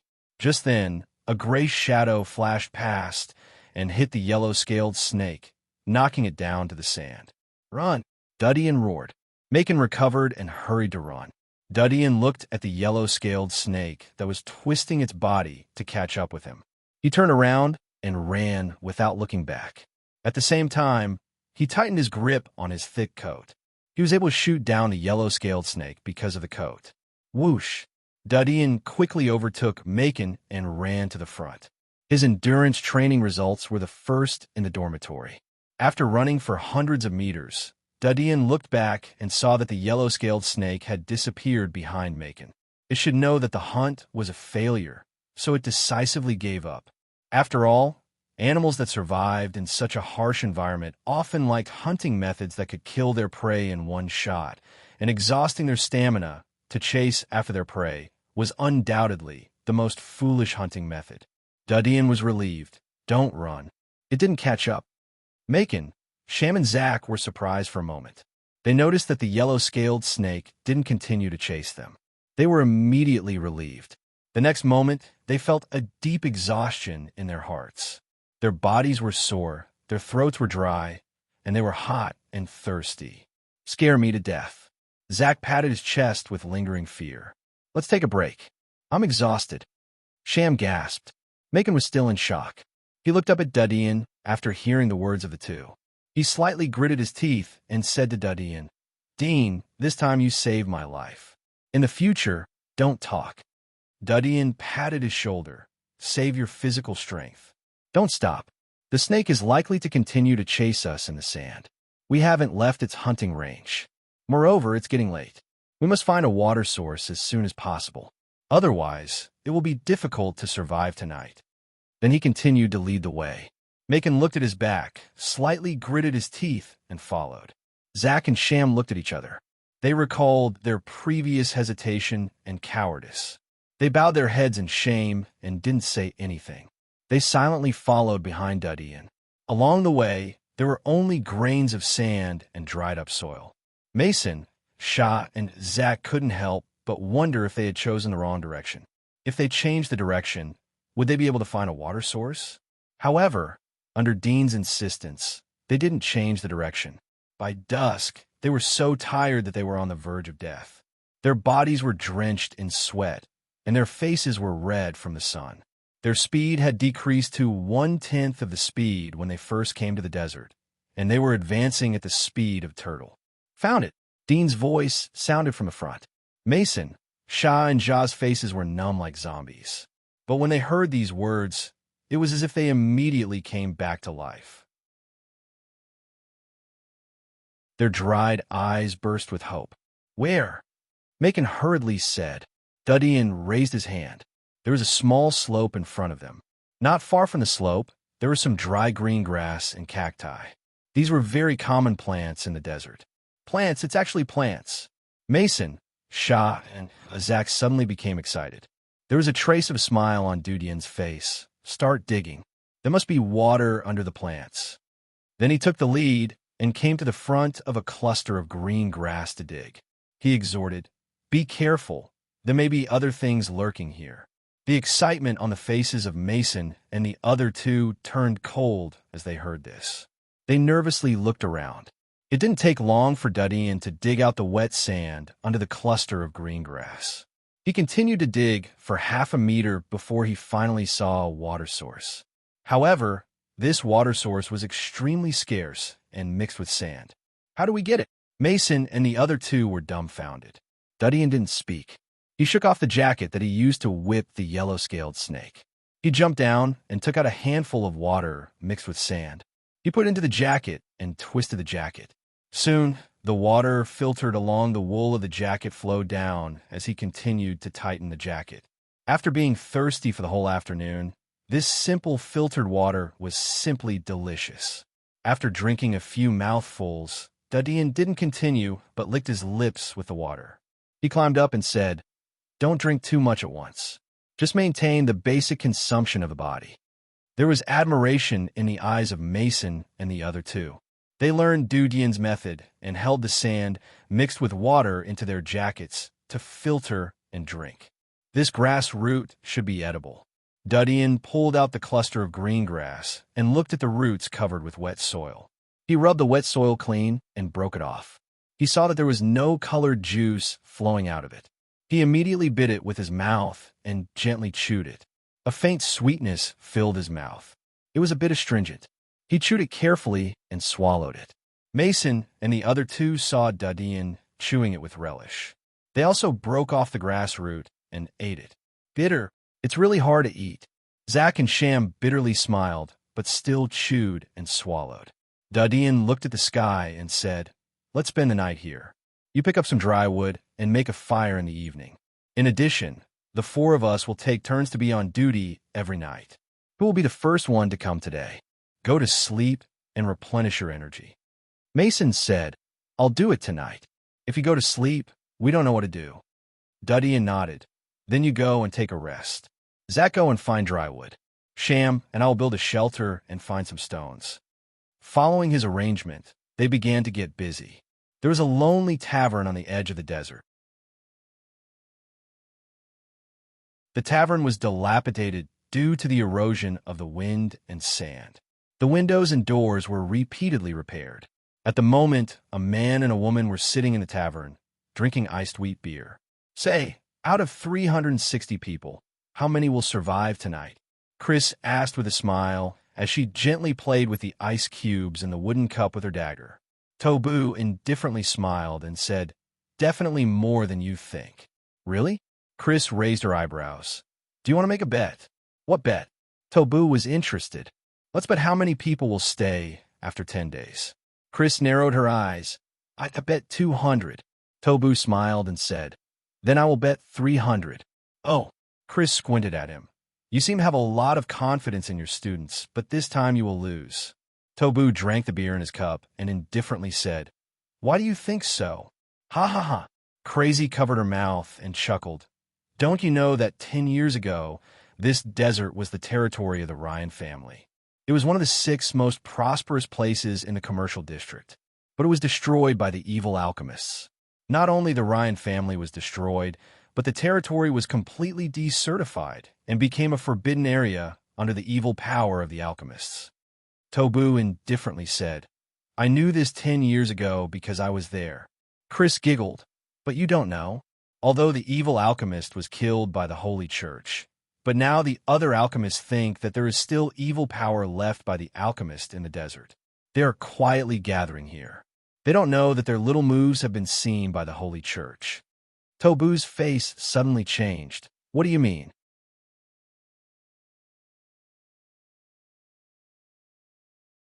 Chapter 21. Tobu's pupil shrank. He slapped the counter and coldly said, "You dare to use my students as bait?" Chris shrugged slightly. "I don't have such ability, and we are old acquaintances. I understand your temperament. This arrangement is decided by the top, so we can only obey." Tobu angrily said, "But you can't let a group of children be bait. You know that there are alchemists lurking here, but you still let a group of children come to lure them. Is this the behavior of the Holy Church?" Chris's face slightly changed. "It is a big crime to talk about the Holy Church in private. Don't be stupid. Besides, if we can capture the alchemists, the children will be recorded as meritorious deeds. In the future, whether they are eliminated and join the guards or qualified to stay and become scavengers, the meritorious deeds will be valuable wealth for them. It is not so easy to establish meritorious deeds." "Well, so I have to thank them?" Tobu sneered. Chris said helplessly, "It doesn't matter if you're grateful or not. This is the truth. Besides, if we change the assessment venue this year, it will alert the enemy. These alchemists have a wide network of contacts, and there may be their spies hidden in the army. Although these children are still a little inexperienced, when they graduate in 3 years, whether they join the guards or scavengers, they may face the alchemists. At that time, they will be the frontline warriors, and no one will be able to protect them. This is also a valuable experience for them." Tobu slightly frowned. He handed the wooden cup to the old man behind the counter. "Old Luo, give me another cup. You are so angry. I will give you more ice." The old man behind the counter laughed. Tobu choked, but didn't say anything. The night came. As the sun went down, the temperature in the desert immediately dropped. The insulation effect of the sand was extremely poor, so the heat was quickly dissipated. At this time, Dean and Sham had used a few stones to build a fire pit. They were burning old plants. The way to ignite the fire was naturally the most primitive method of drilling wood. So hungry, Zach touched his stomach and looked at Dean. Dean leaned against the fire, closed his eyes, and said, 10 days will pass soon. In addition, talking will make you hungry faster." Zach smiled bitterly and closed his eyes. Mason sat next to the fire and laughed. "Sleep well. You won't be hungry if you sleep."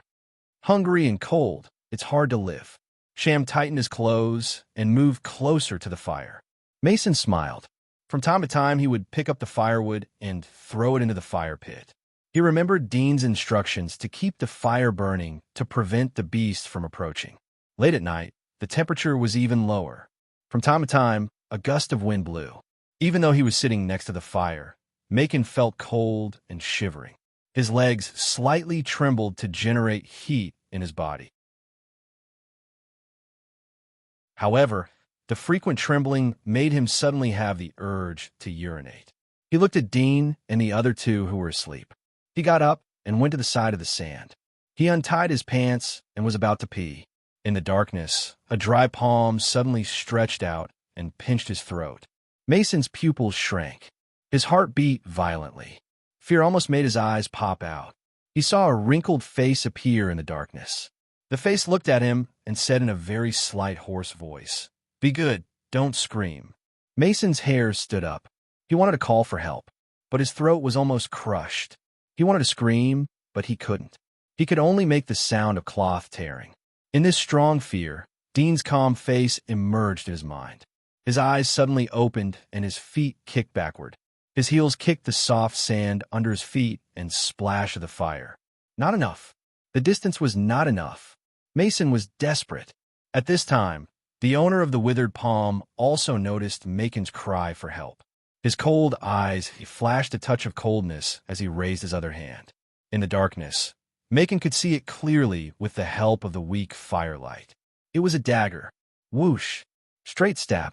Bang! At the moment when Mason's brain was completely blank, a stone flew over and hit the dagger. At the same time, Dean's voice sounded. "There is an enemy. Get up." Zach and Sham immediately woke up under his roar. They grabbed the stone cushion. Dean stared at the thin figure in the darkness. Dean stared at the thin but stooped figure in the darkness. He had always been a light sleeper, especially in such a dangerous environment. He was not completely at ease with Macon's vigil. Suddenly, he felt a few grains of sand splashed on his face. He immediately woke up. The first thing he saw when he opened his eyes was the place where Macon was sitting. He didn't see his figure. When he turned his head, he saw the thrilling scene. He immediately grabbed the stone next to the fire and smashed it. He didn't expect to hit the target. Damn! The figure was an old man. He was wearing a black robe. The dagger in his right hand fell to the ground. His wrist was slightly trembling. The severe pain made him angry. He pushed away Mason, who was constantly struggling. He took out a green bottle from his chest. He opened the bottle. Green smoke curled up from the bottle. He aimed at Dean's direction and blew it. The green smoke floated immediately. Dean's face changed. He quickly covered his nose. He wanted to remind Zach and Sham, but the green smoke had floated close to him. He couldn't open his mouth. Plop! Mason, who was closest to the old man, was shrouded by the green smoke. He immediately fell down. Dean's pupil shrank. He quickly fell down and pretended to be dead. Plop! Dean didn't need to look to know that Zach and Sham also inhaled the green smoke, but he didn't know if they were unconscious or poisoned to death. His heart was pounding. His heart was full of tension and doubts. Was this also one of the tests? If so, he believed that in addition to those large groups, other small groups would be eliminated. Was the purpose of this assessment to unite everyone? Dean's thoughts turned quickly. He couldn't help but regret. Perhaps the meaning of the above was not to let them survive for 10 days, but to see if they were united. Damn brat. At this moment, Dean heard the footsteps of the old man. He immediately knew that the old man wanted to retaliate for his stone attack. He secretly complained in his heart. Wasted my bottle of lost soul potion. Damn. Dean knew that he was gnashing his teeth as he listened to his voice. He quietly grabbed a handful of sand in his palm, ready to move. At this moment, Dean felt that his foot was grabbed by a dry palm. There was no flesh on the palm. His ankle was pinched. He secretly clenched his teeth. He was waiting for the old man to bend down to kill him. Then he would throw the sand in his hand. However, the old man didn't seem to want to kill him. He just grabbed his ankle and dragged him forward. Dean's heart sank. He knew that the old man was going to take him to his lair. Attack!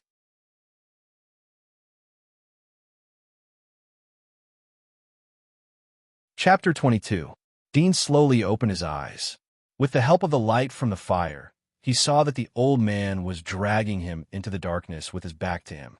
His eyes flashed, but he gave up the idea of a sneak attack. The sand hitting the back of the old man would not have any effect. Instead, he would lose the only chance to sneak attack.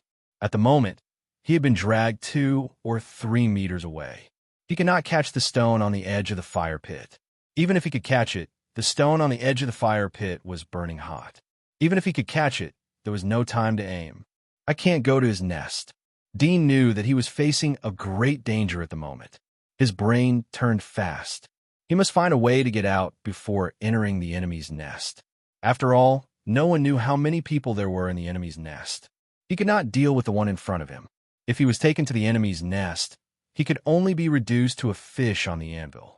At this time, the old man dragged Dean to the place where Macon was going to urinate. He bent down to pick up the dagger that had fallen on the ground.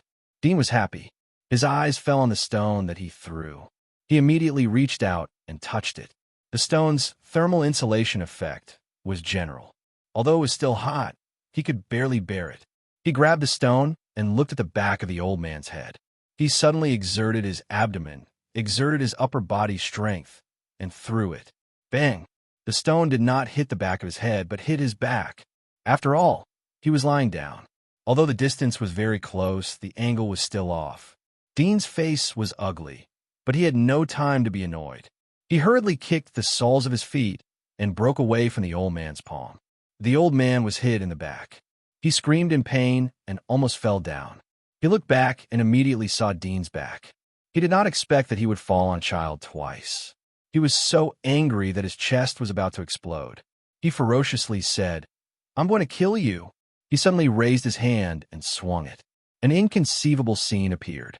An extremely long black shadow suddenly shot out from his wide sleeves.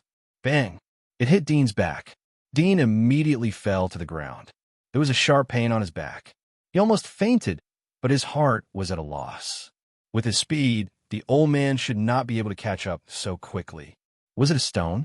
He forced himself to look back, and his pupils suddenly shrank. He saw a scene that was completely beyond his imagination. He saw that the sleeves of the old man were covered with tentacles. They were as thick as a baby's wrist and 3 or 4 meters long. Dean could clearly see that the roots of the tentacles were connected to the old man's shoulder. The scariest thing was that there were actually blood-red veins on the hunchbacked old man's withered arms.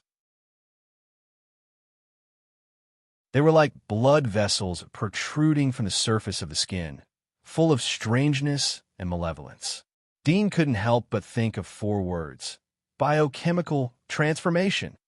Born in a scientific family, Duddian knew that biochemical modification was real, but in the old era, it was a taboo experiment. Any biochemical human experiment was illegal. It only appeared in World War II as a weapon of war. This was what he heard from his father and sister when they were chatting. He did not expect to see such an incredible scene at this moment in this world where technology had yet to enter the steam age. Kaka! When Dean was shocked, the old man groaned in pain. The roots of the tentacles on his right arm grew by a few centimeters. The new section was still stained with a lot of silky tissue fluid, and the old man's right arm shriveled a bit. The old man clenched his teeth and stared at Dean. He said grimly, "Little devil, I won't kill you so easily. I will cut you little by little and make you my experiment." After that, he strode towards Dean. The tentacles on his arm wriggled into his sleeves and went into his wide black robe. If the sleeves were not torn, no one would be able to see the slightest difference from the outside. Dean's face was pale. At this moment, he naturally knew that this was not a scavenger's test, but a real danger. He wanted to climb up, but the pain in his back made him unable to stand up. Moreover, the old man had taken out the green mist. Although he tried his best to hold his breath, after a long time, he still smelled a trace of it. Just smelling a little odor made him feel weak in his limbs. "Still want to run?" The old man looked at him ferociously. He grabbed Dean's hair and dragged him away. Dean tightly grasped the old man's wrist in pain. Before long, the old man suddenly stopped. It was dark around, but with the faint starlight in the sky, Dean saw a deep pit.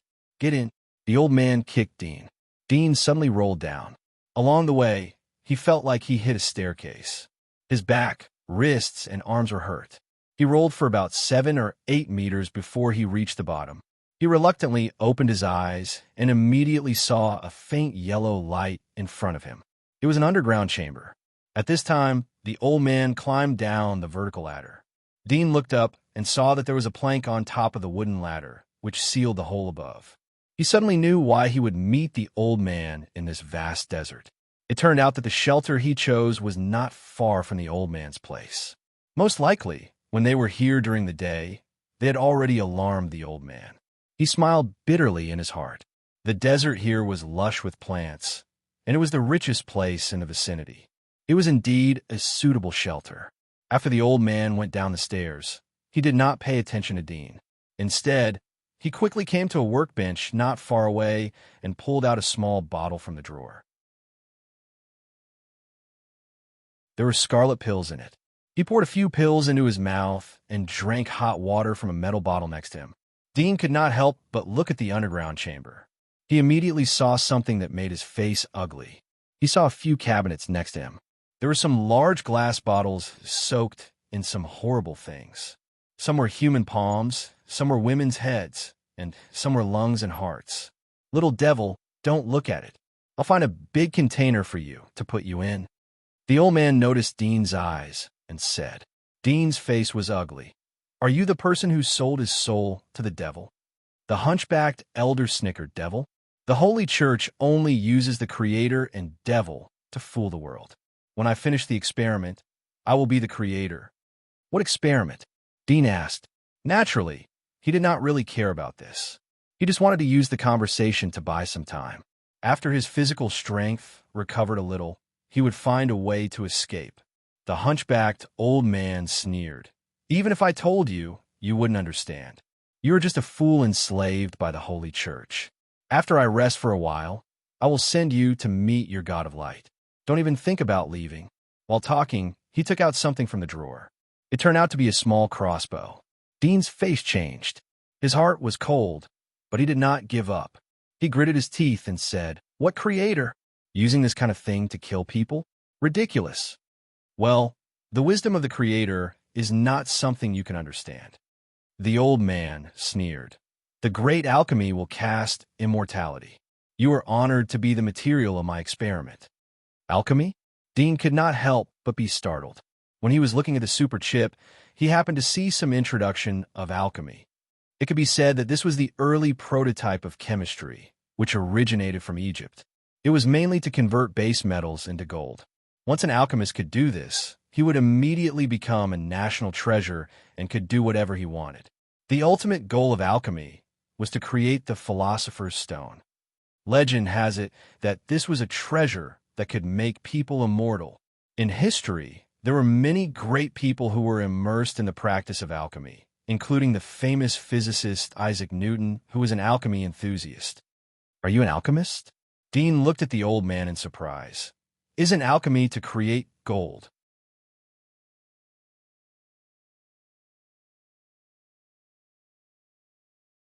Chapter 23. Dean suddenly understood why his arm became like that. Most likely, he had used his own body to conduct a life structure experiment. From the results, it was obvious that the experiment failed.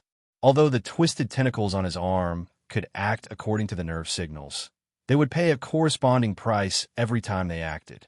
Otherwise, the power of the mutated tentacles alone would be a big killer in this cold weapon era. The old man seemed to have rested well. He said to Dean in a cold voice, "Go there and lie down." As he spoke, his dry palm touched the small crossbow. It seemed that as long as Dean refused, he would shoot immediately. Dean's face changed. He gritted his teeth and stood up. At this moment of life and death, his mind was in a mess. He took a deep breath, trying to keep calm, but no one could keep calm in such a gloomy and desperate environment. His body trembled slightly, and he moved at the slowest speed to the place pointed by the old man. There was a workbench like an operating table. There were many cutting tools on the side, and some of them were still stained with blood that had not been washed clean. Dean suddenly heard movement on his left side. He squinted, and his face changed immediately. He saw an iron cage with more than a dozen snakes twisting inside. Among them, there were yellow-scaled snakes like the ones he had seen during the day. Obviously, these were the materials caught by the other party for the life structure experiment. The old man did not urge Dean. He just looked at him quietly, like a hunter quietly watching his prey make the final struggle. When he saw Dean's face change color, the corners of his mouth slightly hooked up into a cruel smile. At this time, Dean had come to the workbench. "Do you see the chain on it? Tie it yourself," the old man ordered. Dean looked at the several chains fixed on the workbench. He knew that most of them were used by the other party to tie other experimenters. His eyes flashed slightly, but he still grabbed a chain and wrapped it around his wrist. The old man's face showed a trace of sneer. He was ready to cut Dean to death after he tied himself. Bang! In vain, Dean, who was wrapping the chain, suddenly squatted down and shrank under the workbench. At the same time, he swung the chain and hit the iron cage not far from the side. Bang! More than a dozen sleeping snakes in the cage immediately woke up, struggling and twisting in the cage.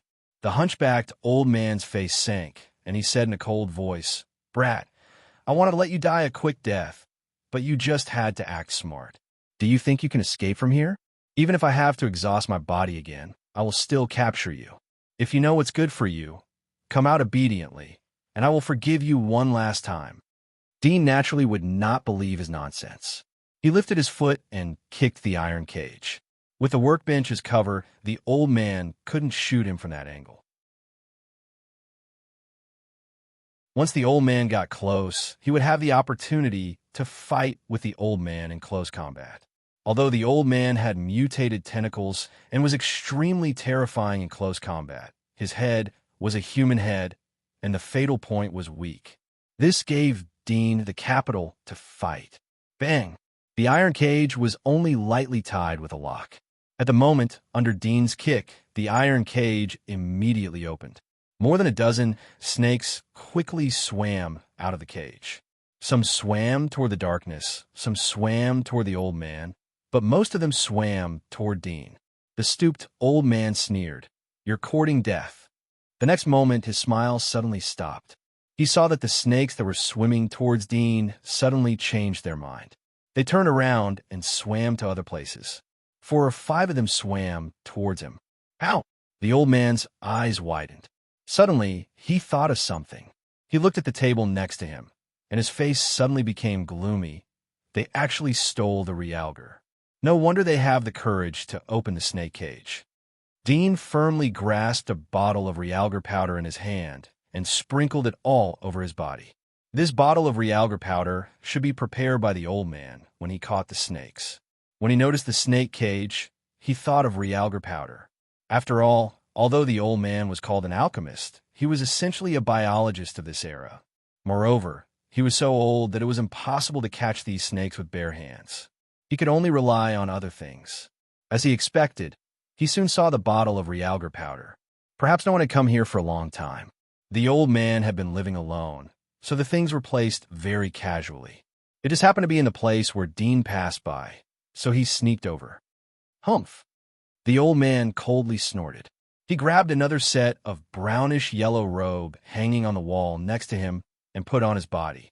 At this time, the snakes that swam toward him immediately stopped, then twisted their bodies and swam into the surrounding darkness.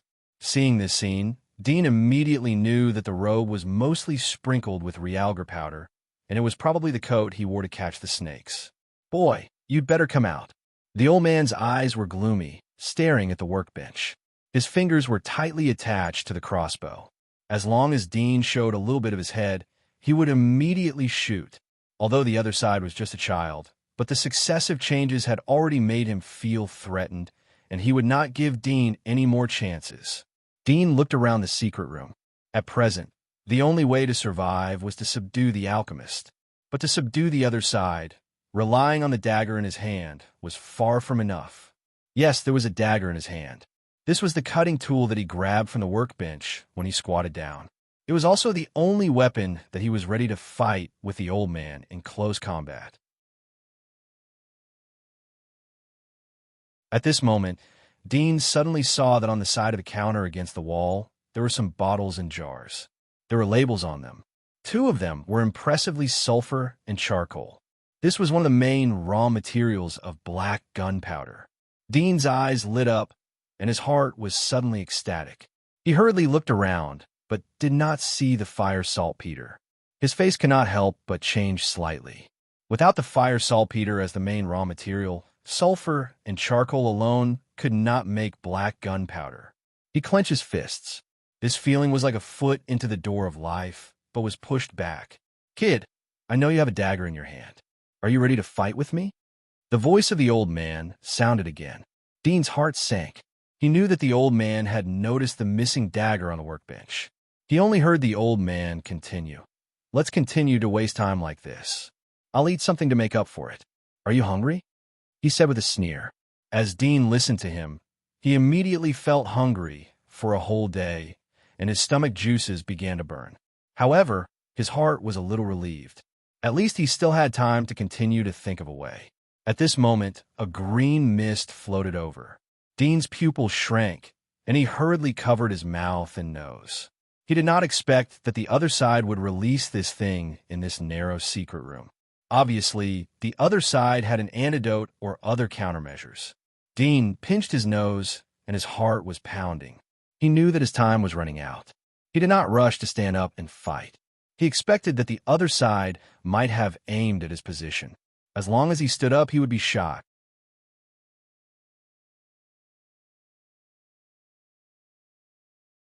Chapter 24. "Kid, let me see how long you can hold on." The stooped old man wore a dark green mask, revealing only a pair of cold eyes. He stared at the workbench, fingers pressed on the crossbow, ready to shoot Dean, who was about to counterattack. Suddenly, whoosh, a black shadow suddenly flew out from behind the workbench. The stooped old man instinctively pressed his fingers, and with a click, the crossbow shot out. The short arrow flew out quickly, but it did not hit the black shadow, but nailed to the wooden cabinet behind. At this time, the black shadow fell at the feet of the stooped old man. It was Realgar Powder Bottle. His face changed, and he hurriedly looked up. He saw Dean jump up from the ground, but did not bypass the workbench to pounce on him. Instead, he turned around and jumped to the side of the counter, grabbing the bottles and cans on it. Some of the bottles and cans fell to the ground and broke, sprinkling powder on the ground. The stooped old man was furious. These were the experimental materials that he had painstakingly collected and carefully ground. Unexpectedly, they were knocked to the ground. He gritted his teeth and quickly reloaded the crossbow, aiming at Dean. However, in the short time it took for him to reload the crossbow, Dean had once again retreated under the workbench. Damn kid! The stooped old man was so angry that his eyes almost spurted fire, but several failures made him a little afraid of Dean, so he did not angrily go forward with crossbow. He did not believe it himself, but he really felt a threat from this kid. I want to see how long you can hold on. The stooped old man looked at the green mist that did not dissipate in the secret room, and his eyes were as cold as frost. Caught it. Dean was holding a large glass bottle, which was half a bottle of sulfur powder. At this time, he felt that the oxygen in his lungs was getting less and less, and the feeling of suffocation was getting stronger and stronger. He could not help but look around quickly, looking for the fire sickle stone. However, although the stooped old man's things were scattered, there was no fire sickle stone nearby. No fire. No fire. Dean was desperate. He finally thought of a way, but there was no fire. Suddenly, he saw a shadow above his head, which was reflected by the oil lamp. In an instant, he suddenly opened his eyes and looked at the place where the oil lamp was. It was not far from the stooped old man's table. The oil lamp was obviously used to illuminate his work, and it was not far away. The despair in Dean's heart suddenly disappeared, and at this time, he felt that his chest was about to explode. He hurriedly took off his inner shirt, tied the hem, and poured the sulfur powder from the large glass bottle along the neckline. Immediately, his inner shirt was full of sulfur powder. He clenched his teeth. Success or failure depended on this, and he growled in his heart and threw the inner shirt out. Whoosh! The stooped old man saw a large shadow flying, and instinctively pulled the trigger again. The arrow was shot out. The arrow instantly hit the corner of the inner shirt. The arrow penetrated the inner shirt of the inner shirt. However, the bulging inner shirt fell towards the stooped old man.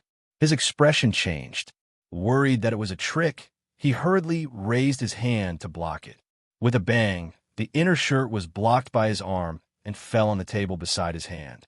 Dean looked up when he heard the arrow was nailed to the wooden cabinet. He knew that the stooped old man would not be able to fill the second arrow so quickly. Bang! The inner shirt was blocked by his arm, and it fell on the table next to his hand. Dean looked up when he heard that the arrow was nailed to the wooden cabinet. He knew that the old man wouldn't be able to fill the second arrow so quickly. His face changed when he saw that his shirt was burning. He hurried to lie down. Bang! Suddenly, a thunderous explosion sounded. Several wooden boards on the ceiling of the secret room collapsed, and a large amount of dust flowed down. Dean only felt that the workbench in front of him was overturned by a huge force, and the corner of the workbench hit his ribs. The pain made his tears flow out, and he almost fainted. At this time, he could no longer hold his breath. Although he tried to restrain it, he still inhaled a breath of air. It was full of the smell of sulfur. The smell was the same as the smell of the green mist. Suddenly, his mind was dizzy, and his limbs were sore. At this time, the cold wind swept in from the collapsed ceiling, and the sulfur and green mist in the air were rolled out. Dean softly stuck to the ground. He tightened his chest and very slowly inhaled the air. The previous explosion of sulfur had washed away a lot of the green mist in the secret room. At this moment, the smell was a lot lighter. He stuck to the ground and inhaled, but he did not smell the fishy smell again. After a while, Dean felt that he could barely move and immediately slowly climbed up. The secret room had been blown up, and no one knew when it would completely collapse. He did not want to be buried alive by the dust. The previous explosion had blown out all the oil lamps in the secret room. At this moment, the secret room was like a deep pit in the desert, and it was dark inside. Dean slightly gritted his teeth. With the help of the faint starlight, he groped in the direction of the old man. Along the way, his feet bumped into the collapsed wooden cabinets and tables. Relying on the previous memory of the distance and terrain, he quickly touched the location of the old man. The first thing he touched was the overturned table. He groped along the table and immediately touched a wet and sticky thing. He carefully touched it, and immediately his face became ugly. Inside the wet and sticky thing, there was a hard thing like a bone. Although it was dark, but he seemed to see the terrible appearance of the old man lying in front of him. He only felt cold. He did not expect the power of the sulfur explosion to be so terrible. It must be known that the sulfur had not been made into black powder. The reason why it would explode when heated was completely based on the principle of dust explosion. I killed someone. Dean's heart trembled slightly. This was a human life. Although he had seen too many broken, poor, and distorted laws in this world, he did not dare to think about killing someone with his own hands.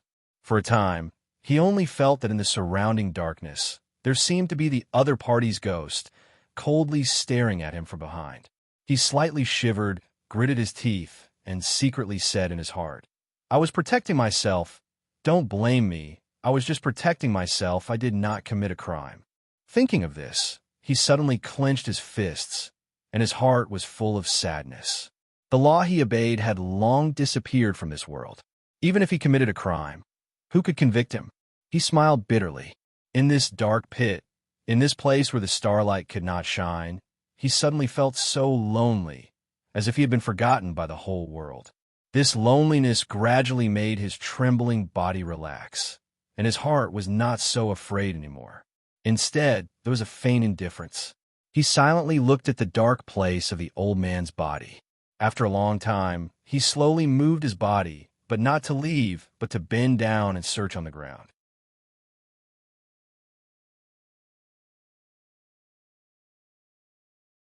Chapter 25. Dean once again touched the old man's body. It was wet and sticky like a thigh or an arm. It was rolled up by the old man's ragged robe. This time, although he was still afraid, he was not as nervous as before. He resisted the trembling in his heart and touched the old man's robe. Suddenly, he touched two hard objects from the wrinkled cloth. He pinched it. It was extremely hard. He thought it was the old man's belongings. He immediately opened the cloth and took out the things. It was cold. He raised it up and saw it was a fire sickle under the starlight. He was pleasantly surprised. He immediately rubbed the sickle and ignited the tinder. Soon, the dim light of the fire illuminated the darkness. With the help of the light, he immediately saw what was in front of him. His face couldn't help but turn pale. He saw that the place he was touching was the hunchbacked old man's shoulder. At this moment, the arm was broken from the elbow, and the ribs on the inside of the chest had also been blasted into a charred mess. Dean's heart was pounding. He was a little nervous. He was afraid that the old man would pounce on him. After repeatedly confirming that the old man's chest was not moving, he was relieved. He found the scattered papers on the ground and ignited them. At the same time, he threw a few pieces of cloth on the ground and burned them. As the fire grew bigger, Dean immediately saw the appearance of the secret room after the explosion. The previous experimental workbench and various purification instruments had fallen to the ground. Almost all of them were damaged. Many things were submerged by the collapsed sand. He immediately found the previous crossbow, but the crossbow's string and body were broken. Obviously, it could no longer be used. Dean was distressed. He could only give up. He was ready to completely burn the place. Suddenly, he saw a few books next to the fire. The top cover of the book was Alchemy Life Theory. Dean picked it up. In addition to the Alchemy Life Theory at the top, there were several books below. All of them were life, alchemy school books. One of them was a small handbook without a name. He opened it and saw that it was handwritten with a quill pen. Alchemy notes. Dean was a little surprised. He looked at the content. It turned out to be the old man's alchemy diary. Giant wall calendar year 287, black snow season. Today's experiment is progressing smoothly. As expected, if I want to create life, I still have to use humans as experimental subjects. What a perfect material. There were some experimental process records and other events, but he didn't look at them in detail. He put the alchemy notes into his chest. As for the alchemy life theory and other books, he simply flipped through them. Although the names were very lofty, but he felt that it was similar to primary biology. Although he didn't study biology, but at least he had modern thinking.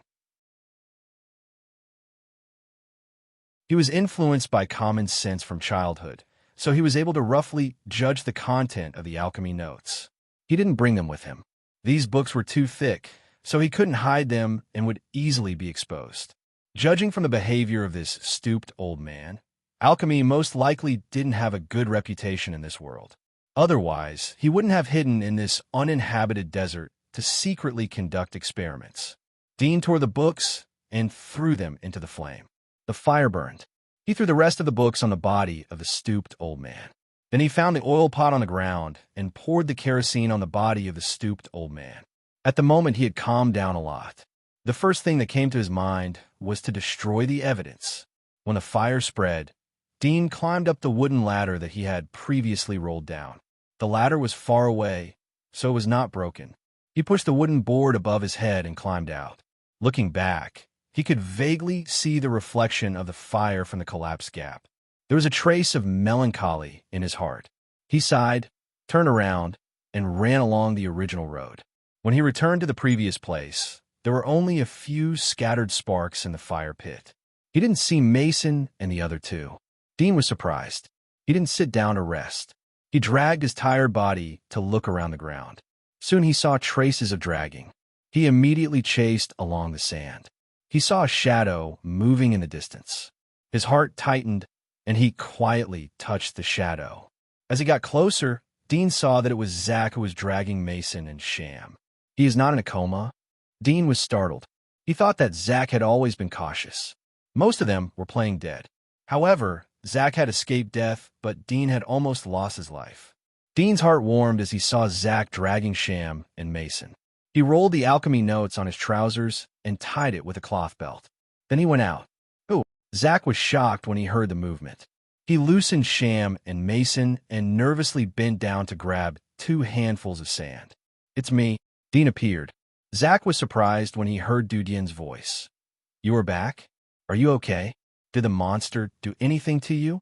Dean immediately knew that Zack should have secretly seen the fight between him and the stooped old man. He saw the mutated shoulder. "I'm okay. I was lucky to run away. Let's get out of here so that we won't be caught again." He grabbed Mason's arm. He saw that Mason was still breathing. He knew that the green mist wasn't a deadly poison. His heart was relieved. Zack's face turned pale. He couldn't help but look at Dean's back. It was as if there was a monster staring at him from the darkness. He shivered and grabbed Sham. "Run quickly. Don't be caught." Then he quickly dragged Sham and ran forward. Dean dragged Sham and followed behind. Obviously, they couldn't stay in this place where there was plenty of water. Although the stooped old man was dead, but it was hard to guarantee that there wouldn't be other alchemists coming over. He sighed and continued to look for water. He hoped that he wouldn't encounter these alchemists who refused to obey the law in the next water source. Half an hour later, above the hunchbacked old man's secret chamber, a few black shadows appeared. One of the short shadows took out a fire sickle and lit the oil lamp. With the help of the fire, they looked down through the gap of the collapsed wall and immediately saw the burned secret chamber inside. "He has been killed." One of the graceful figures seemed to see something. She said in a cold voice, "Destroy the corpses and burn the nest. It seems that they don't want us to trace any clues." Such ruthless means. Most of them are the work of other devil's apostles. These beasts won't let go of their own people. Another burly figure said. The previous short shadow said, "These alchemists have already sold their souls to the devil. In order to get the devil's power, they don't hesitate to kill each other. However, They shouldn't fight for no reason. I think it's likely to be because of something. Damn, we should have come earlier.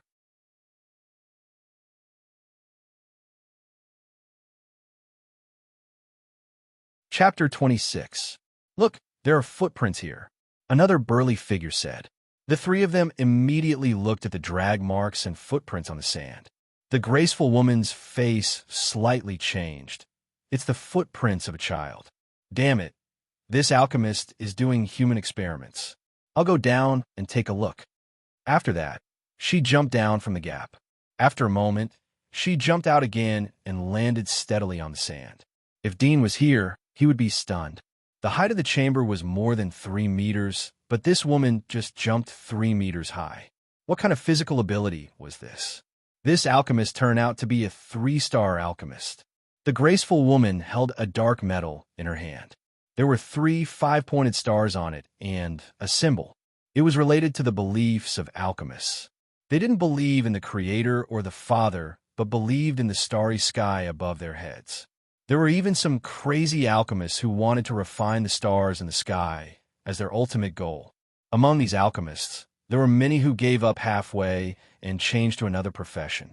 They were called astrological diviners. Although it was just divination, the astrologer was still wanted by the luminous Vatican. The reason was simple. The will of God the Father could only be passed to the luminous Vatican, and only the great Pope could understand it. Anyone who tried to guess the will of God the Father was an evil cult with ulterior motives. I didn't expect him to be a powerful character. The burly man's eyes narrowed. To be able to be certified as a 3-star alchemist, he should have obtained some extraordinary power. The person who killed him is most likely a 3-star alchemist, or even a 4-star alchemist. The graceful woman's face was gloomy. There is no trace of the child he kidnapped. There's a pile of sand inside. Most likely he's buried inside. Let's go back and dig out his body. Let's see what his name is and give his parent compensation. After all, he died because of this operation. I hope we can still recognize his appearance. The short shadow sighed. The graceful woman's face twitched, but she didn't say anything. You look for clues in the vicinity. I'll go and move the body of the alchemist up. Inform the knights to carry it back and take away the other things. The burly man ordered and jumped down. The graceful woman and the short shadow looked at each other. They pulled out their weapons and searched the surroundings. In the blink of an eye, 10 days had passed. On the west side of the desert, there was a wall made of desert plants and sand. Dudeen and the other 3 were leaning against it. The surrounding sand was not only hot, but also dry the water in their body. Moreover, the fine sand in the wind could easily block the pores and sweat glands, causing a sharp rise in body temperature. 10 days. Macon was listless, chewing the grass root in his mouth. Do we have to walk back? I have no strength. Sham said. You should be content. If it wasn't for Dean's idea, then we wouldn't be able to hold on for 10 days. If we were eliminated, then our family would go bankrupt. Mason rolled his eyes. You don't need to say that. Dean is my savior. Dean glanced at him. You still know that I am your savior. Last night, I asked you to go and dig some water for me, but you didn't want to. Mason's face turned red. I was too tired. When we go back, I will pour water for you every day. I will absolutely serve you like I served my grandmother. Come on. Dean shrugged. I don't want to be your grandfather. Go to hell. Take advantage of me. All right, you still have the strength to talk. I'm so hot that I'm smoking. On the other side, Zach said with a helpless look, then you're smoking. If people see you, then they will know that we have a living person here. You, wait until we go back and see if I don't beat you up. I was wrong. You don't have to wait until we go back. Come on now. I'm asking for it now. Come on, come on. You bitch. Zach rolled his eyes. After 10 days together, the 4 of them had gone through trials and tribulations together. They had long been close like brothers. They didn't care about anything when they talked.